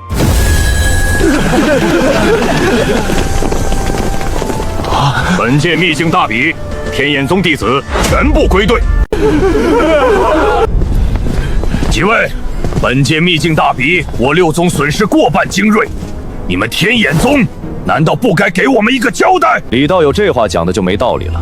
16宗大比本就是秘境混战，参与历练有伤亡再正常不过。历届大比，各宗谁没给弟子下发护身秘宝、保命符箓、绝杀底牌？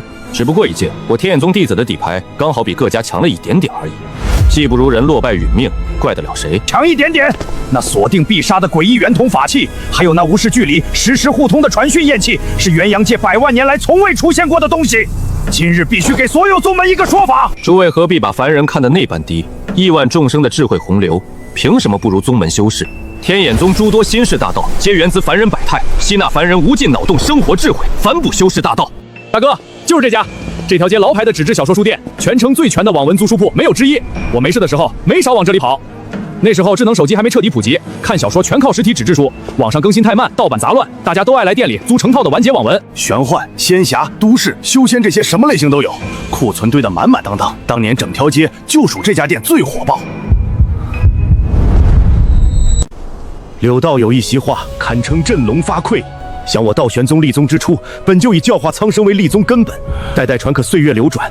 我辈修士早已忘却初心，再也没有真正俯身踏入凡俗，体察民情。今日听闻此言，才知我们早已固步自封，白白错过了无尽智慧机缘。柳道友此言简直醍醐灌顶，点醒了我等梦中之人。如此看来，贵宗早早开设山下学堂，普及真知，根本就是提前布局，借众生智慧养宗门大道。既然这些新式灵械传讯器位皆是汲取众生智慧打造，我天华门心生向往，不知可否详细为我等讲解一番？我天华门愿虚心求学，共探这条全新大道。蓝星凡人竟能把修仙想象写成这么多完整体系。大哥，这些都是当年火过的网文小说，要买的话能装满1车。那就1车。天眼宗胸襟广阔，新式器械造福大道。不知这批灵系器物是否对外售卖？我宗愿意高价操购。诸位道友无需急切，既然我天眼宗立志带动炎国修仙界共同进步，自然不会藏私。今日免费赠送每宗1套制式装备，无人机、热成像翼、对讲机组、制式灵能枪全套配齐。诸位道友带回宗门，可以自行拆写、观摩、推演、仿制。天眼宗高义，格局冠绝炎国，有此胸襟，难怪能开辟新式大道。当然，丑话说在前头，日后再想添置，就只能按市场价足额支付灵石购买了。哼，这群魔道老贵不会真心认怂。让他们查，只要摸不透跨界这一层，他们就永远只能跟风模仿，落于下风。赵小凡，即刻批量收购蓝星所有成型修仙网小说，体系越完善越好，越多越多。圣体正地路，我为天地，当镇杀世间一切敌。这格局放到修仙界，妥妥的绝世天骄道心。大哥，这本当年火遍全网，里面的修行体系完整吗？能不能落地参考？这个不好说，打斗贼帅，逼格贼高，就是战力设定有点离谱，夸张的没边儿。没事，先收下。大哥，这本是3部曲，还有后2部，店里肯定有存货。那就全都买。这么多，只要沾修仙、玄幻、大道修行的，全都打包。这本也火过，还有这套，当年租的人最多。大哥，后备箱快塞满了，后座也能塞，实在不行我抱着。这么多书，到底什么时候是个头？奇怪，难不成异界宗门现在迷上看网络小说解密了？不，这背后一定有更深层的目的。如果只是单纯看书消遣，那倒无关紧要。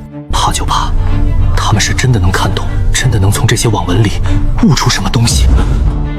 所有修仙网文根源全部来自大夏上古神话，很多网文作者本身深耕传统文化，创作时或多或少会借鉴改编上古真经典籍的碎片内容。那个异界宗门让赵小凡大规模购买，就代表他们没有像上古真经那般受到制约。一旦他们从这些网文中解析出隐藏的大道碎片，后果不堪设想。这简直是反向薅羊毛！快切断所有外网连接，绝不能让他们得逞！终于凑齐了。宗主，您看，宗主，我足足收了满满一车修仙玄幻小说，市面上热门的、老牌经典的，基本全凑齐了。辛苦了，传回来吧。不辛苦，不辛苦，都是为了宗门大计，一点都不累。这本书好像又不一样了。好久没这么安安稳稳看小说了。上学那会儿天天熬夜追更，步入社会之后就再也没碰过，一晃好多年了，真怀念啊！以前就图个热血好看，谁能想到有朝一日这玩意儿能跟真修仙扯上关系？这上面的记载竟然和我最近遇到的怪事一模一样，难道这一切都是真的？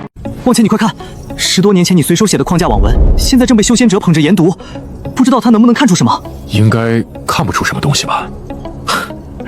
我当年写修仙旅行的时候，修仙网文体系还没完善，只搭了个最基础的灵根、炼器、筑基的空架子，哪能启迪真正的修士？小松，今天没吃够，明天我再带你去打卡另一家老字号烧烤，味道比今天的还绝。好。大姐回来了。师姐，你可算回来了！我今天大批量采购了超多修仙网文，刚刚已经全部传回宗门了。宗主特意传讯交代，这些蓝星网络小说里面藏着大量大道碎片，能颠覆传统修行认知，对我们修炼破境都有极大的启迪作用。上古真经我看不见，这些小说若真能悟道，就是我的机会。完了，最怕的情况应验了，人家宗主亲自下场认证，这些网文是真的有用。秦正，按计划行动。哟，今天这是怎么了？全员沉浸式看书呢。秦队，这么晚了怎么过来了？是有什么事吗？好事儿，专门给你送东西来的。你之前托局长办的身份证，今天刚出证，我正好顺路，就直接给你送过来了。太感谢你了，秦队，这下可帮了我天大的忙。现在他们已经得知修仙文里就能获得他们需要的东西，这吕祖手稿对他还有那么大的吸引力吗？他一定会去。网文小说终究还是比不上一世成仙的吕祖留存。你再说一遍，此次榜首是天眼宗，而且他们宗门弟子全员无损归山。宗主千真万确，此次秘境魔道6宗弟子折损过半，我们正道几大宗门个个都有弟子受伤陨落，就连顶尖宗门都难免损耗，唯独天乙宗一行人对于这次大比跟去秘境差清游帆没有半点区别。不可能，上一届16宗大比，天眼宗仅仅排在第9，短短20年时间，怎么会脱胎换骨到这种地步？宗主，因为他们走出了一条我们所有人都看不懂的全新大道。这是天眼宗免费赠予每宗的制式灵械，允许我们随意拆解仿制。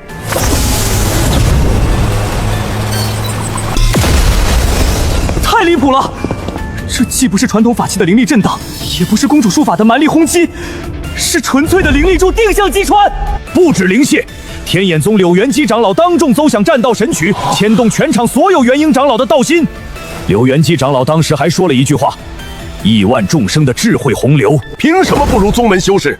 吸纳凡人无尽脑洞，生活智慧才是反哺修士的大道。传令全宗：第一，设立灵械推演堂，调度全宗人力物力，集结炼器高手，倾尽宗门之力，钻研复刻全套新式灵械。第二，即刻派遣宗门擅长音略、悟性出众的弟子前往天眼宗交涉，重金采购全部战道神曲。第三，山下学堂绝非表面摆设，即刻升级为宗门核心大计，全力办学，广开民智。第四，遴选100名心性温润、待人平和、性格沉稳的弟子，深入凡人城镇村落，走访百姓，记录众生想法。当初我说跟着天眼宗办小学，你们一个个说我自降身份，说我丢了落霞宗的脸面。现在呢，整个燕国其他宗门全在跟风办学。宗主英明，提前看懂了大势，没想到沈若水布局如此深远。够了，不必夸了。我问你，天眼宗流出的无人机、热成像、对讲机、灵能枪，我们落霞宗能不能仿制？回宗主，这些涉及多层叠加的新式原理，我们暂时没法完全吃透，需要长时间拆解推演，反复试验。但灵能枪不一样，它核心依托物理动能、弹道力学、灵力束压缩原理，和我们传统炼器术法轰击逻辑有相通之处。只要吃透基础理论，完全可以成功仿制，批量打造。能造就行。灵力枪立刻组建专项小组，剩下几样设备不急，慢慢摸索，稳扎稳打就行。宗主，如今正邪、中立各大宗门都已经挑选合适弟子下山，深入凡间村镇，专门聆听百姓心声。我们落霞宗是否也要同步派人下山跟进？传令下去，即刻挑选心性温和、擅长沟通的弟子下山，和其余宗门一样，走遍市井村落，认真聆听，见闻脑动，无论有用无用，全部汇总回宗。沈若水，我的好师姐，不管你藏着什么秘密，不管你有着什么机缘，无所谓了。你有的，我现在也有了。终有一日，我必会追上你的脚步，和你角逐这元阳界的顶级大道。